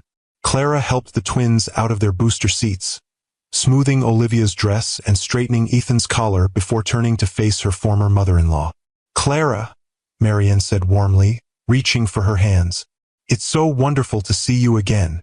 "Hello, Marianne," Clara replied, allowing the older woman to clasp her hands briefly before stepping back. "Happy birthday. The best gift already arrived," Marianne said, her gaze moving to the twins who stood slightly behind Clara, suddenly shy in the presence of this new grandmother. "Oh, William, they're absolutely beautiful." William smiled, the pride of a father evident in his expression. "Ethan, Olivia, this is your grandmother, my mother." Marian knelt down despite her elegant outfit, bringing herself to the twins' eye level. "I've been waiting so long to meet you both. Your father has told me what wonderful, smart children you are." Ethan, always the more cautious of the two, studied her carefully before asking, "Did you make our daddy when he was little?" Marian laughed, the sound bright and genuine. "I did indeed. I made him and his sister Catherine, though they certainly gave me plenty of gray hairs in the process." "I like your gray hairs," Olivia offered, her natural diplomacy emerging. "They're pretty, like silver ribbons." "Well, aren't you the sweetest thing?" Marian beamed, clearly charmed. "I think we're going to be great friends, you and I." As the twins warmed to their grandmother, Clara found herself watching William, who observed the interaction with a complex mixture of joy and regret in his eyes. This should have happened years ago, she thought. These connections, these family bonds, they should have been established when the twins were born, not discovered by accident 5 years later. The realization brought a fresh wave of complicated emotions. Yes, William had behaved terribly at the end of their marriage, had driven her away with his cruelty and accusations. But she had made choices that, while protective of her own wounded heart, had denied her children a father and grandmother who clearly had so much love to give. "I should go," she said, pulling herself from these unsettling thoughts. My surgery is scheduled for 11. Can't you stay for a quick cup of coffee? Marian asked, rising to her feet. For old time's sake? Clara hesitated, torn between the pull of once-cherished connections and the safety of maintained distance. I really should prepare. It's a complicated procedure. Of course, Marianne accepted graciously. Another time, perhaps. The children will be well cared for, I promise. I know they will, Clara replied sincerely. She knelt to hug the twins goodbye. Be good for Grandma and Daddy. I'll pick you up this evening. As she drove away, glancing in the rearview mirror at the family tableau on the front steps, William with a protective hand on each child's shoulder, Marian already engaged in animated conversation with Olivia, Clara felt an unexpected pang of longing for what might have been. Not just for the twins, but for herself as well. The sense of belonging to something larger than oneself, the comfort of family connections that extended beyond the nuclear unit she'd created. She pushed the feeling aside, focusing instead on the complex cardiac procedure awaiting her at the hospital. This was her life now, her career, her children, her carefully maintained independence. If there was sometimes a hollow space where deeper connections might have flourished, well, that was the price of protecting herself from further hurt. The surgery ran longer than expected, a complication requiring Clara's full concentration and skill to navigate successfully. By the time she called William to explain she'd be late picking up the twins, it was already past 7 in the evening. Don't worry about it, he assured her. They're having a wonderful time. Mother ordered pizza, and they're currently helping her open birthday presents with more enthusiasm than precision. I'm sorry to disrupt the schedule, Clara said, the professional mask she maintained at the hospital slipping to reveal her exhaustion. It was a difficult case. Clara, William's voice softened with concern. You sound completely drained. Why don't you let the twins stay here tonight? Mother has plenty of room, and they're already comfortable with her. You could go home, get some actual rest. The offer was tempting, more tempting than Clara wanted to admit. After 8 hours of intense concentration in the operating room, the thought of driving across town, collecting 2 energetic children, and managing bedtime routines felt overwhelming. I don't know, she hedged. They don't have their things, their pajamas. Catherine brought over some clothes for them earlier, William interrupted gently. Apparently, she couldn't wait until tomorrow to meet her niece and nephew, so she stopped by with her kids and came prepared. The twins are already in matching dinosaur pajamas that her son outgrew. Clara smiled despite her exhaustion, imagining Ethan's delight at dinosaur-themed sleepwear. They've never spent the night away from me or my mother before, she said, the admission revealing more vulnerability than she'd intended. I understand, William replied, his tone free of judgment. If you want to come get them, of course we'll have them ready. But if you're willing to trust us with this first overnight, I promise we'll follow whatever bedtime routine they're used to. FaceTime for goodnight kisses. The whole works. Trust. Such a simple word for such a complex concept. Could she trust William with this milestone? With their children's first night away from the only home they'd known? The William she'd left would have seen her hesitation as an insult, would have turned her caution into an accusation. This William waited patiently on the other end of the line, respecting her right to make the decision without pressure or manipulation. Okay, she said finally, but I want to talk to them first, and they need to know they can call me anytime if they get homesick. Of course, William agreed immediately. Let me get them for you. As Clara spoke with the twins, reassured by their excited chatter about Grandma's house and their new cousin friends and the promise of pancakes in the morning, she felt something shift inside her. A loosening of the tight control she'd maintained for so long. A cautious extension of trust not just to William, but to the idea that her children's world could safely expand beyond the boundaries she'd established. After saying goodnight and extracting promises of good behavior from both children, Clara ended the call and sat for a moment in the quiet of her office, processing the unexpected turn the day had taken. For the first time in 5 years, she would sleep in her house alone, without the comforting sounds of the twins breathing in their rooms down the hall. The thought was both unsettling and strangely liberating. A night to herself. No one needing her attention, her care, her constant vigilance. Just Clara, alone with her thoughts and the rare luxury of uninterrupted rest.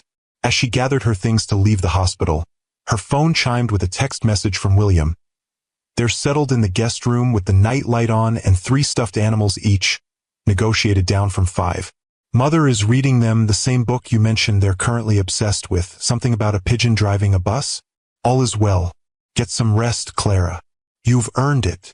Attached was a photo of the twins in their borrowed dinosaur pajamas, snuggled together in a large guest bed, Marian beside them with an open book, all 3 faces alight with shared enjoyment. The simple domestic scene, grandmother, grandchildren, bedtime stories, created a complicated ache in Clara's chest, a mixture of gratitude that her children were experiencing this family connection and regret for the years of separation. She texted back a simple thank you before driving home to her empty house, where the silence felt both peaceful and accusatory. As she moved through her evening routine, a glass of wine she rarely allowed herself on parenting nights, a long shower without interruptions, a medical journal read in bed without small bodies climbing over her, Clara found her thoughts returning to William. Not the William who had driven her away with his cruelty, but the man she'd glimpsed over the past month. The father who cut pancakes into perfect triangles, who listened to Ethan's dinosaur facts with genuine interest, who braided Olivia's hair with surprising skill learned from YouTube tutorials. The man who had rebuilt not just his fortune but himself, who had accepted responsibility for his past failures without excuses or expectations of forgiveness. Was it possible, she wondered as sleep finally claimed her, that people really could change in fundamental ways? That the lessons of failure and loss could transform someone from the inside out? And if so, what did that mean for the careful boundaries she'd established, for the protective walls she'd built around her heart? The questions followed her into dreams where past and present blurred, where the William she'd once loved and the William she was cautiously coming to respect existed simultaneously, challenging her to reconcile what had been with what might be. Clara woke to sunlight streaming through curtains she'd forgotten to close and the disorienting silence of a house without children. For a moment, panic fluttered in her chest. Where were the twins? Before memory returned, they were with William and Marianne, experiencing their first overnight away from home. She reached for her phone, finding several text messages waiting. The first, sent at 6:17 a.m., was a photo of the twins still asleep, curled toward each other as they always slept. The second, from 7:30, showed them at the breakfast table, chocolate chip pancake triangles half-eaten, faces sticky with syrup and happiness. The most recent, sent just 20 minutes ago, was a video of Ethan and Olivia exploring Marianne's garden, excitedly identifying flowers they recognized from Clara's own garden at home. The care evident in these updates, William's awareness of exactly what information would reassure her, touched something deep inside Clara. He understood her worry, respected it without judgment, and was making every effort to ease it without being asked. She texted back, "They look happy. Thank you for the updates. What time should I pick them up?" William's response came quickly, "No rush. Mother has an art project planned for late morning. Maybe lunchtime? Unless you miss them too much, which would be completely understandable." The gentle acknowledgement of her potential loneliness, offered without pressure or expectation, made Clara smile despite herself. "Lunchtime works. I'll be there around noon." Setting her phone aside, Clara stretched luxuriously in the quiet morning light. When was the last time she'd had a morning entirely to herself, with no surgery scheduled, no small voices demanding attention, no responsibilities beyond her own needs? Years, certainly. Perhaps not since before the twins were born. The realization was both liberating and slightly unsettling. She'd built her identity so completely around being a mother and a surgeon that the simple question of what Clara might want for herself, separate from those roles, felt almost foreign. She decided to find out. Instead of her usual efficient morning routine, she took a leisurely bath with the expensive bath oils her mother had given her for Christmas, still unopened until now, made herself a proper breakfast rather than eating standing up while supervising the twins, and actually sat on her back porch with a second cup of coffee, watching the birds at the feeder Ethan had insisted on installing last spring. The unexpected gift of time and solitude was restorative in ways Clara hadn't anticipated. By the time she dressed to pick up the twins, she felt more centered, more present in herself than she had in months. Marianne's house was filled with laughter when Clara arrived, following the sounds to the sunroom where an art project had clearly exploded across the normally pristine space. Paint pots, glitter, construction paper, and various craft supplies covered every surface, with Marianne at the center of the creative chaos, looking utterly delighted despite the glitter in her elegant silver hair. "Mom!" Ethan spotted her first, abandoning his project to race toward her with paint-smeared hands. "Grandma is teaching us about famous artists. I'm making a Picasso.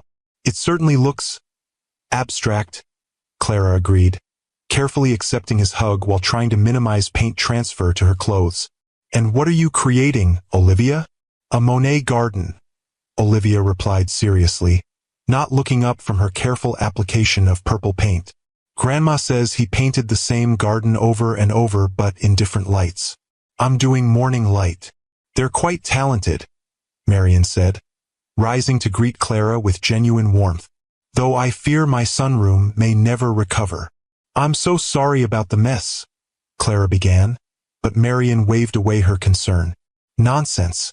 What's a little paint between artists? Besides, William has already promised to hire professional cleaners tomorrow." She lowered her voice conspiratorially. "He's become quite the responsible adult, hasn't he? Sometimes I hardly recognize my own son."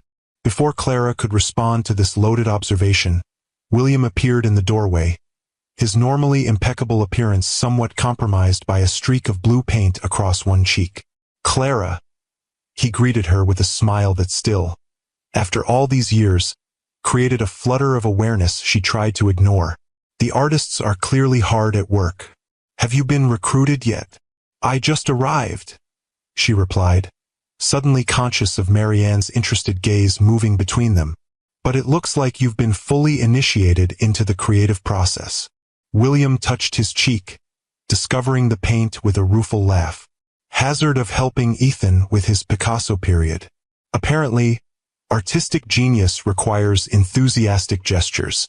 The easy banter felt dangerous, too reminiscent of better days, too comfortable for the careful boundaries Clara had established. She took a step back, both literally and figuratively. "We should probably get going soon," she said, addressing the twins.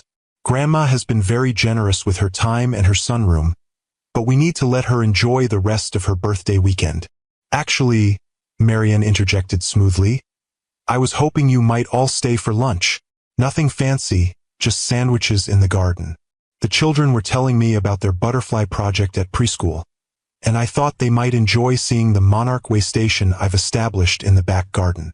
Clara hesitated, caught between the pull of polite refusal and the twins' obvious excitement at the prospect of butterflies. Before she could decide, Olivia settled the matter with the direct approach that was becoming her trademark. "Please, Mom, we haven't finished our paintings yet, and Grandma says there might be caterpillars on the milkweed plants." "Caterpillars, Mom," Ethan emphasized, as if she might not understand the significance of such a discovery. Clara found herself smiling despite her reservations. "Well, when you put it that way, how can I refuse? But only if you're sure it's not an imposition, Marianne. Having my grandchildren and their mother here is the opposite of an imposition," Marianne assured her. "It's the best birthday gift I could ask for." As the twins returned to their artwork, Marianne linked her arm through Clara's, guiding her toward the kitchen with gentle determination. "Come help me prepare lunch while the artists finish their masterpieces. William, darling, you're on glitter containment duty."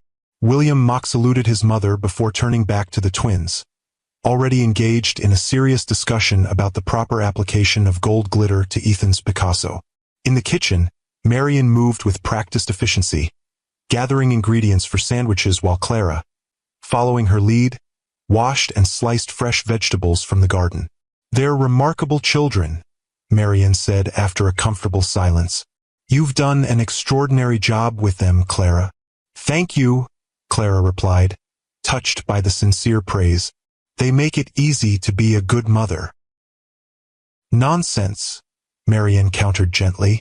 Nothing about raising twins alone while building a surgical career could possibly be easy. You should take proper credit for your accomplishments. Clara smiled, recognizing the direct approach that had clearly influenced both William and Catherine. You raised remarkable children yourself, she offered. William has. He's changed a great deal since we were married. Yes, Marian agreed, her hands stilling on the bread she was slicing. Failure was the making of him, though it nearly destroyed him first. She glanced at Clara, her expression softening. I owe you an apology, my dear. I should have reached out after you left. Should have made sure you were all right. I let my concern for William blind me to what you must have been going through. The unexpected apology caught Clara off guard. You have nothing to apologize for, Marianne. You were his mother. Of course your loyalty was to him. Perhaps, but I always thought of you as a daughter too. Marianne resumed her sandwich preparation, her tone matter-of-fact despite the emotional weight of her words. I knew William was in a dark place, knew he was lashing out at you unfairly. I should have done more to intervene, to support you both through that crisis instead of standing by while my son drove away the best thing that ever happened to him. Clara swallowed hard, unprepared for the rush of emotion these words evoked. It was a complicated time, she managed. We all did the best we could with the information we had. Including keeping the twins a secret? Marian asked, her tone gentle but direct. Clara met the older woman's gaze steadily. Yes, I believed I was protecting them from a toxic situation.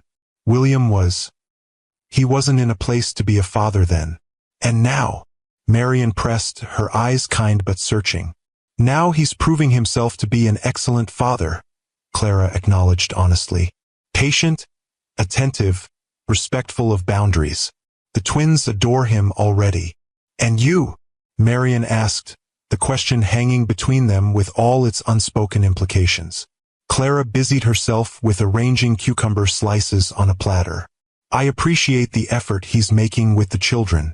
We're establishing a good co-parenting relationship. Marian studied her for a moment, then nodded, accepting the careful non-answer for what it was. Well, I for one am grateful for whatever circumstances brought you all back into our lives. However complicated the journey has been. As they finished preparing lunch, Clara found herself reflecting on Marianne's words. There was truth in them she hadn't fully acknowledged. The journey had been complicated, painful at times, but it had led them here, to this unexpected moment of family connection that, despite her reservations, felt right in ways she couldn't quite articulate. The butterfly garden was a riot of colorful blooms designed to attract and sustain monarchs throughout their life cycle. The twins moved through it with reverent excitement, following Marianne's expert guidance as she pointed out eggs on milkweed leaves, caterpillars in various stages of growth, and one magnificent chrysalis hanging from a sheltered branch. It will emerge in about a week, Marianne explained, her knowledge clearly impressing the children. Then it will need to rest while its wings dry before it can fly.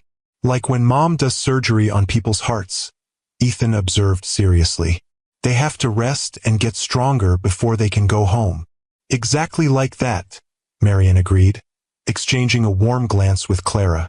Your mother helps people heal so they can fly again. The simple metaphor, offered so naturally, created a lump in Clara's throat. How often had she tried to explain her work to the twins in terms they could understand? Yet Marianne had captured it perfectly in a single sentence. William, who had been quietly observing from beside a flowering bush, caught Clara's eye with a look of shared appreciation for his mother's wisdom. The moment of connection, brief but genuine, reminded Clara of what had first drawn them together. Not just physical attraction or intellectual compatibility, but a shared value system, a mutual respect for life's deeper meanings. As the afternoon progressed, Clara found herself relaxing into the family gathering despite her initial reservations. There was something healing about watching the twins explore their expanded family connections, about seeing them embraced so wholeheartedly by a grandmother who clearly intended to make up for lost time with abundant love and attention. When it was finally time to leave, the twins' paintings carefully set aside to dry, Marian hugged Clara with genuine affection. Don't be a stranger, she said quietly. "Whatever happened between you and William, you'll always be family to me." The words followed Clara home, echoing in her mind as she watched the twins excitedly recount their adventures to her mother, who had stopped by with homemade lasagna and thinly veiled curiosity about the overnight visit. "They seem to have taken to Marianne immediately," Eleanor observed after the twins had gone to play in their room. "And William? How is that relationship developing?" Clara sighed, recognizing her mother's protective concern beneath the casual question. "Better than I expected, honestly. He's patient with them, genuinely interested in their lives. They adore him already." "And you?" Eleanor asked, unconsciously echoing Marianne's earlier question. "How are you feeling about all this?" Clara considered deflecting again, offering the same careful non-answer she'd given Marianne. But this was her mother, the woman who had held her through the darkest days after leaving William, who had moved across the country to help her raise the twins, who had never once questioned her decisions even when they must have seemed drastic. "Confused," she admitted finally. "The William the first see now, the patient father, the respectful co-parent, the man who takes responsibility for his mistakes without excuses. He's so different from the man I left. Sometimes I look at him with the twins and I barely recognize him as the same person who drove me away with his cruelty." Eleanor nodded, her expression thoughtful. "People can change, Clara. Not everyone, and not without real work and reflection, but it happens. The question is whether that change matters to you beyond its impact on the children." "I don't know," Clara confessed, the admission both frightening and freeing. "I've spent 6 years building walls to protect myself from ever being hurt like that again. The idea of lowering them, even a little, terrifying," Eleanor supplied with the wisdom of experience. "But walls that keep out pain also keep out joy, sweetheart. Trust me on that." Clara studied her mother, remembering the stories she'd heard about Eleanor's own past. A passionate marriage to Clara's father that had ended with his early death, followed by years of self-imposed solitude before she'd finally allowed herself to date again in her 50s. "Are you suggesting I should forgive him? Consider reconciliation?" Clara asked, more curious than defensive. Eleanor shook her head. "I'm not suggesting anything specific, only that you allow yourself to feel whatever you're feeling without judgment. If that's cautious co-parenting and nothing more, that's valid. If it's friendship, that's valid too. And if it's something else entirely," she shrugged, "just be honest with yourself about the possibilities. That's all." The conversation shifted to other topics, but Eleanor's advice lingered in Clara's thoughts long after her mother had gone home. Be honest with yourself about the possibilities. The words challenged her to examine the careful boundaries she'd established, to question whether they still served their original purpose or had become limitations rather than protections. That night, after the twins were asleep, Clara found herself on the porch swing again, the spring evening wrapping around her with the scent of her blooming garden.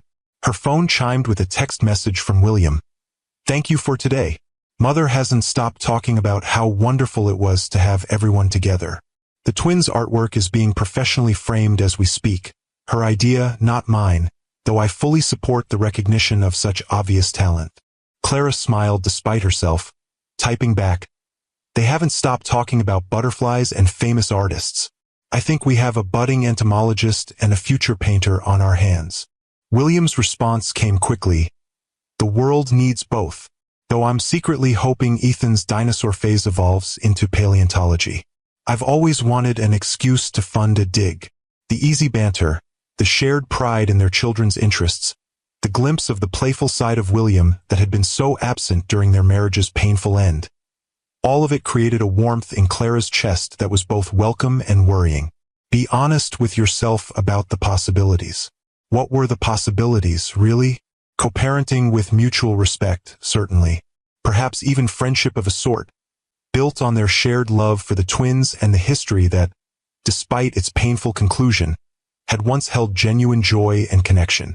But beyond that, Clara wasn't sure she was ready to consider what might lie beyond the careful boundaries she'd established. The risk felt too great, the potential for renewed hurt too real. And yet, as she sat in the quiet evening, remembering the day's moments of unexpected connection, William's blue-painted cheek, Marianne's wisdom in the butterfly garden, the easy laughter they'd all shared over lunch. Clara found herself wondering if perhaps the greatest risk wasn't in lowering her walls, but in keeping them raised so high that nothing new could ever grow within their protection. The Montgomery Wing dedication ceremony was scheduled for a warm day in early June, 2 months after William had discovered his children. The hospital had planned an elaborate event to honor their most generous donor, complete with press coverage, catered refreshments, and speeches from hospital administrators eager to publicly thank the man whose contribution would transform pediatric cardiac care at Mercy Heart Institute. Clara had initially planned to attend only in her official capacity as chief of cardiothoracic surgery, maintaining the professional distance she'd carefully established. But the twins had other ideas. "We want to go to Daddy's party," Olivia announced at breakfast 3 days before the event. "Grandma says there will be a big ribbon to cut." "It's not exactly a party," Clara explained, pouring more cereal for Ethan. "It's a formal hospital function. You might find it boring."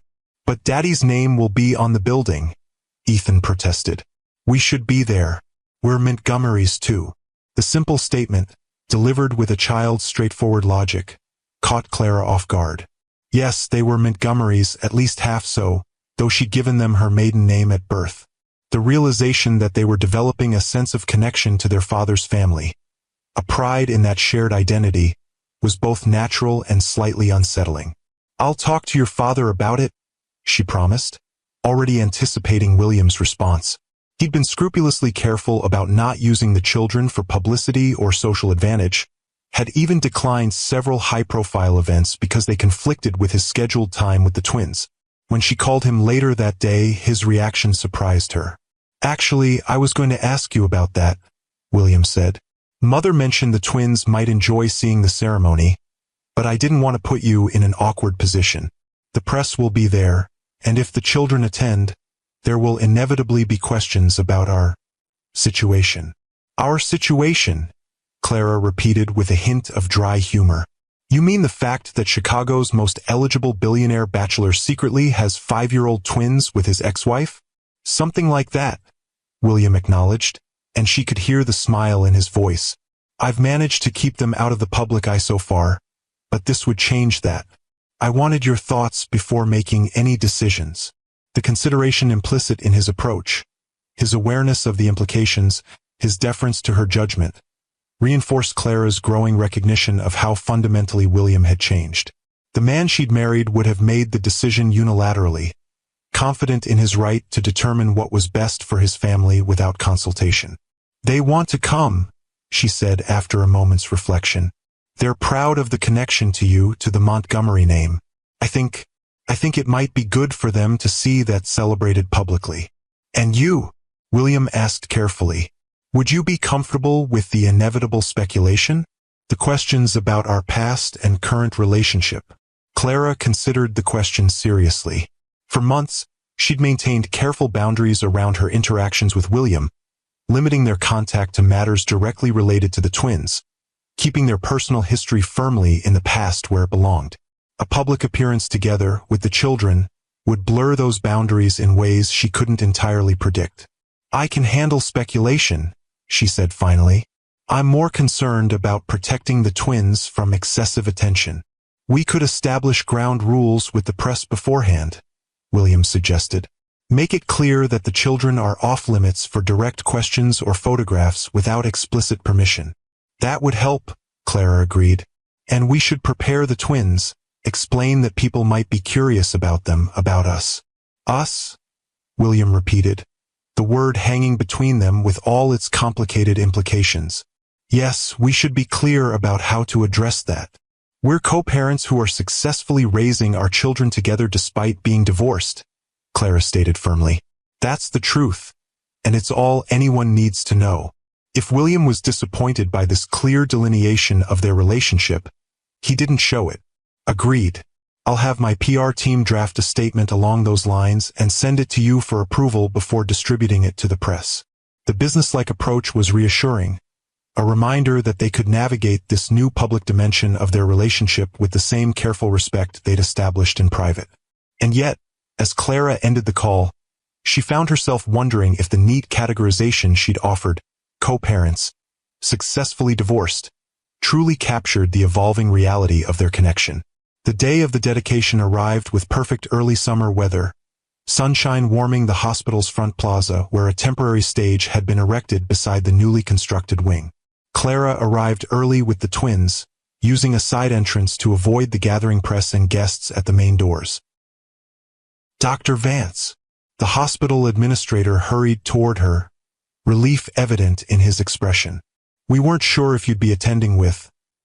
That is, we've added chairs on the stage for you and the children, next to Mr. Montgomery and his mother. Thank you, that's very thoughtful, Clara replied, noting the man's barely concealed curiosity about her relationship with the hospital's most important donor. The press has been asking questions, he continued, lowering his voice, about Mr. Montgomery's children, about your history together. We've directed them to the statement his office released, but I thought you should be prepared. We are, Clara assured him, squeezing the twins' hands reassuringly. Ethan and Olivia understand that people might be curious about their family. We practiced, Ethan offered seriously. If someone asks questions, we say, thank you for your interest, and then find mom or dad or grandma. The administrator smiled, clearly charmed despite his nervousness. Very professional. You'll make excellent hospital representatives. As they were escorted to a private waiting area near the stage, Clara felt a flutter of anxiety that had nothing to do with the press or public attention. She'd chosen her outfit with unusual care that morning. A tailored blue dress that complemented her dark hair and brought out the warmth in her brown eyes, more elegant than her usual practical workwear. The twins, too, were dressed in their finest. Ethan in a miniature suit that mirrored his father's usual attire, Olivia in a floral dress with a matching headband. They looked like a family, Clara realized with a start. A coordinated, cohesive unit rather than the separate entities she'd been so careful to maintain. Before she could examine this unsettling observation further, the door opened to admit William and Marianne. William paused momentarily when he saw Clara, appreciation evident in his gaze before he schooled his expression to polite warmth. You all look wonderful, he said, kneeling to straighten Ethan's already perfect tie. Ready for the big event? We practiced what to say to reporters, Olivia informed him proudly. And Grandma Eleanor helped us make thank you cards for the hospital people. That was very thoughtful, Marian approved, elegant as always in a pale lavender suit that complemented her silver hair. Perhaps you can give them out after the ceremony. As the twins showed their grandmother the carefully crafted cards, William moved to stand beside Clara, his voice low enough for her ears only. You look beautiful. That color suits you. Thank you, Clara replied, fighting the warmth that spread through her at the simple compliment. You clean up pretty well yourself. William smiled, the expression reaching his eyes in a way that still caught her off guard after so many years of seeing only his public mask.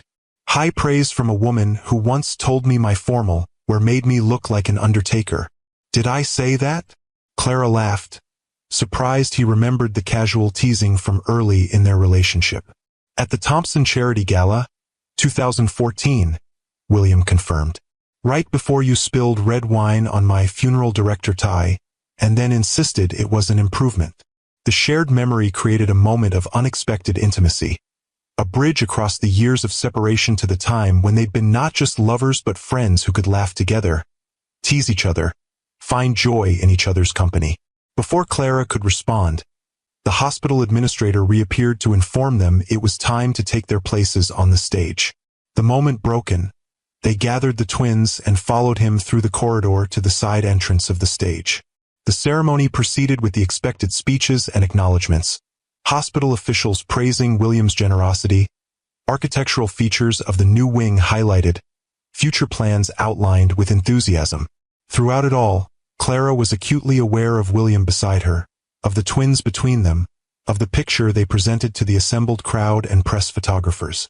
When it was William's turn to speak, he approached the podium with the confident ease that had always characterized his public appearances.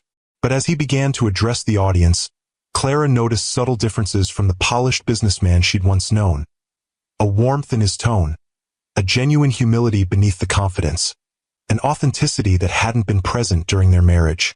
While I'm honored by this recognition, the true heroes are the medical professionals who will work within these walls, he said, his gaze finding Clara briefly before returning to the audience.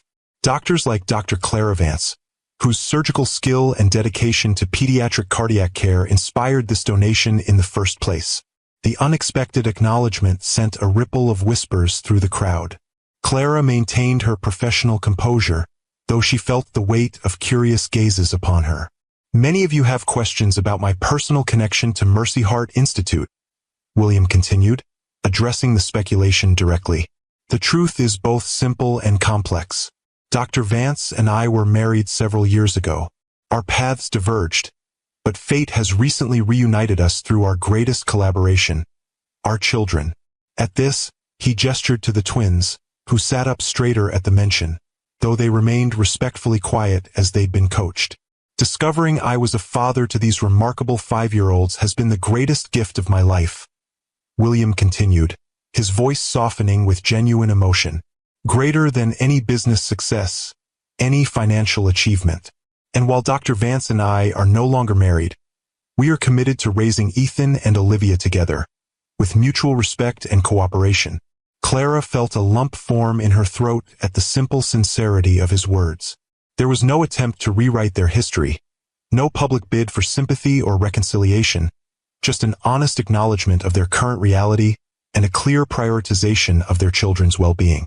The Montgomery Wing represents my commitment not just to this hospital, but to all children facing cardiac challenges, William concluded, because every child deserves the chance to grow up healthy, to pursue their dreams, to become whoever they're meant to be. Thank you. The applause was enthusiastic, the press clearly intrigued by this personal dimension to what might otherwise have been a standard dedication ceremony. As William returned to his seat, his hand briefly touched Clara's shoulder, a gesture of gratitude, perhaps, or simple connection.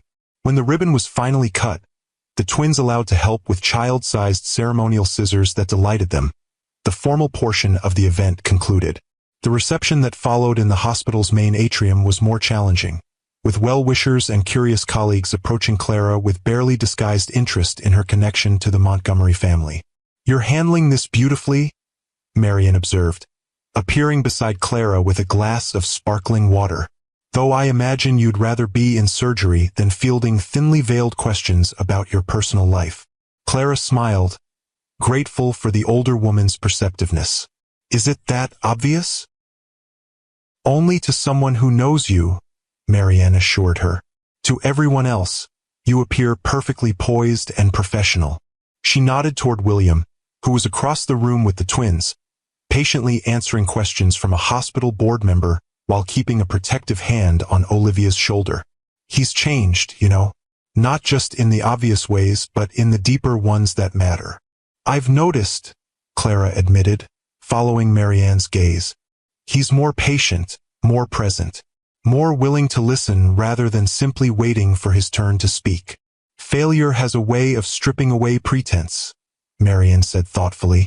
"When William lost everything, his business, his marriage, his sense of identity, he had to rebuild from the foundation up, decide what truly mattered, what kind of man he wanted to be." "And what did he decide?" Clara asked, genuinely curious about the transformation she'd witnessed but not fully understood. Marianne's expression softened with maternal pride. "That success without meaning is hollow. That wealth without connection is poverty of the worst kind. That the measure of a man isn't in what he accumulates but in what he gives, how he treats those who can offer him nothing in return." She met Clara's gaze directly. "He learned these lessons the hard way, through loss and regret, but they've taken root deeply."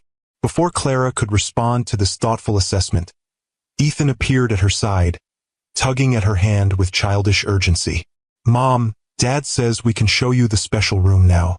The one with our name on it." "Our name?" Clara questioned, allowing herself to be pulled toward William and Olivia, who waited by a side corridor. "It was supposed to be a surprise for after the reception," William explained as she joined them. "But the twins are too excited to wait any longer." Curious, Clara followed as William led them down a hallway in the new wing, away from the reception crowd. They stopped before a door marked Montgomery Family Consultation Room, a simple plaque that nonetheless caused Clara's breath to catch. "What is this?" she asked as William opened the door, revealing a warmly decorated space that looked nothing like the typical sterile hospital consultation room. "A place for families," William explained, ushering them inside. "When children are undergoing cardiac procedures, parents need somewhere to wait, to receive updates, to process difficult news or celebrate successful outcomes." The room was thoughtfully designed with comfortable seating, soft lighting, a small kitchenette, and even a separate play area where children could distract themselves during long waits. Most surprising were the photographs on the walls. Not generic hospital art, but images of healing gardens, butterfly sanctuaries, and peaceful natural settings that Clara recognized from Marianne's property and other places around Chicago. "The twins helped select the pictures," William explained, noting her attention to the photographs. "They thought families might like seeing butterflies and flowers while they wait." "It's beautiful," Clara said sincerely, touched by the thoughtfulness evident in every detail. "So much more welcoming than our standard consultation spaces." "That was the idea," William acknowledged, "to create a space that feels like a living room rather than a hospital room. Somewhere families can find comfort during the most stressful moments of their lives." As the twins explored the play area, exclaiming over the carefully selected toys and books, Clara turned to William with newfound appreciation. "This wasn't in the original plans for the wing." "No," he admitted. "When I first chose Mercy Heart Institute for this donation, I had no idea you worked here. It was the hospital's excellent pediatric cardiac outcomes that made it my first choice. But after I found out about you and the twins, I asked my team to modify the plans to include the space. After I understood what it means to be a parent, to love someone so completely that their pain becomes your pain, their joy your joy." The simple sincerity in his voice touched something deep inside Clara, a recognition of the profound transformation that had occurred in the man she'd once loved, once left, once believed incapable of the emotional depth he now displayed so naturally. "Thank you," she said quietly, "not just for this room, but for everything you've done these past weeks. The way you've approached being a father, the respect you've shown for the boundaries I established, the patience you've demonstrated at every turn." William's expression softened, vulnerability evident in his eyes. "I've had 6 years to think about all the ways I failed you, Clara. 6 years to imagine what I would do differently if I ever got a second chance. Not with us, I know that door is closed, but with being the kind of man who deserves respect rather than resentment." The disclaimer, "I know that door is closed," created an unexpected pang in Clara's chest, a recognition that perhaps the boundaries she'd so carefully maintained had become assumptions neither of them questioned anymore. Before she could examine this unsettling reaction, Olivia called them over to see the child-sized furniture in the play area, the moment for deeper conversation passing as they returned to their roles as co-parents, focused on their children's excitement rather than the complicated emotions between them. "The newspaper called you Dad's former wife," Olivia observed 3 days later, studying the front page of the Chicago Tribune where a photograph of the 4 of them at the dedication ceremony was prominently featured. "What does former mean?" Clara looked up from preparing dinner, catching William's eye across the kitchen island where he was helping Ethan with a science project. They had fallen into an easy routine of family dinners on his visitation evenings, a natural extension of their co-parenting arrangement that benefited the twins' sense of stability. "It means something that used to be but isn't anymore," Clara explained carefully. "Like how Ethan used to be 4 years old, but now he's 5, so being 4 is his former age. So you used to be Daddy's wife, but you're not anymore," Olivia clarified, her perceptive gaze moving between her parents. "Because you got divorced." "That's right," William confirmed, his tone matter-of-fact despite the personal nature of the conversation. Sometimes adults who are married realize they can't stay married, even though they care about each other. "But you still like each other now, right?" Ethan asked, looking up from his project with sudden concern. "You're not mad anymore?" The innocent question created a moment of tension, both adults aware of the simplified understanding the children had of their complicated history. "We're not mad at each other," Clara assured him, choosing her words carefully. Your father and I have found a way to be friends again. For your sake and because we've both grown and changed over the years. Good, Ethan declared with childish certainty. Because Grandma Eleanor says life's too short to hold on to old hurts when new happiness is waiting. Clara nearly dropped the spoon she was holding, startled by her mother's wisdom emerging from her 5-year-old's mouth. She glanced at William, finding his expression equally surprised but thoughtful. Your grandmother is a very wise woman, he said finally, his eyes meeting Clara's across the kitchen with an unspoken question in their depths. The moments stretched between them, laden with possibilities neither had allowed themselves to consider openly. Then Olivia knocked over her juice, and the spell was broken as they both moved to clean up the spill, returning to the safe territory of co-parenting and practical concerns. Later that evening, after the twins were asleep and William was preparing to leave, Clara found herself lingering on the porch steps, reluctant to end the evening with their usual polite goodbye. William, she began, then hesitated, uncertain how to articulate the thoughts that had been circling in her mind since the dedication ceremony. I've been thinking about what you said in the consultation room, about that door being closed. He stilled, his expression carefully neutral despite the sudden intensity in his gaze. Yes, I'm not sure it is, Clara admitted, the words both frightening and freeing as they left her lips. Closed permanently, I mean, maybe it's just stuck. From disuse and old paint and years of believing it couldn't be opened again. William took a careful step toward her, hope and caution warring in his expression. Clara, are you saying? I'm saying I don't know what I'm saying, she interrupted with a small, self-deprecating laugh. Just that these past 2 months have shown me a side of you I'd forgotten existed, or perhaps never fully knew. She met his gaze directly, and I find myself wondering what might be possible if we were both brave enough to find out. I would like nothing more, William said quietly, his voice rough with emotion. But I need you to be sure. The twins are finally settled, finally adjusting to having both of us in their lives. If we tried and failed again, it would complicate everything, Clara acknowledged, which is why I'm not suggesting we jump back into anything. Just that perhaps we could explore the possibility, slowly, carefully, with our eyes wide open to the risks and the stakes.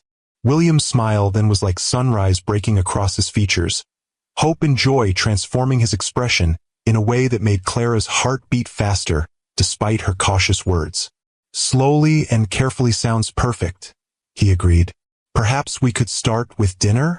Just the two of us, without sippy cups or discussions of dinosaurs or butterfly migrations. I'd like that, Clara replied, returning his smile with one of her own. Though I've grown rather fond of dinosaur discussions. As have I, William acknowledged with a soft laugh. But I'd also like the chance to have an uninterrupted conversation with the remarkable woman who has created such an extraordinary life for herself and our children. To get to know who Clara Vance is now, not just who she was when we were together before. The thoughtfulness of this approach, his recognition that they were both different people now, that any new beginning would require rediscovery rather than simply resuming where they'd left off, reinforced Clara's growing certainty that this cautious step forward was worth the risk it entailed. Friday, she suggested. My mother can stay with the twins. Friday, William confirmed, his expression serious despite the joy still evident in his eyes. And Clara? Thank you for being willing to consider possibilities I thought were lost forever. As he descended the porch steps, turning once to smile at her before walking to his car, Clara felt something unfurl in her chest. A cautious hope, a fragile joy, a recognition that sometimes the most difficult journeys lead exactly where we need to go, even when the path takes unexpected turns. The future remained unwritten, the outcome uncertain. But for the first time in 6 years, Clara allowed herself to imagine a life where the walls she'd built to protect her heart became windows instead.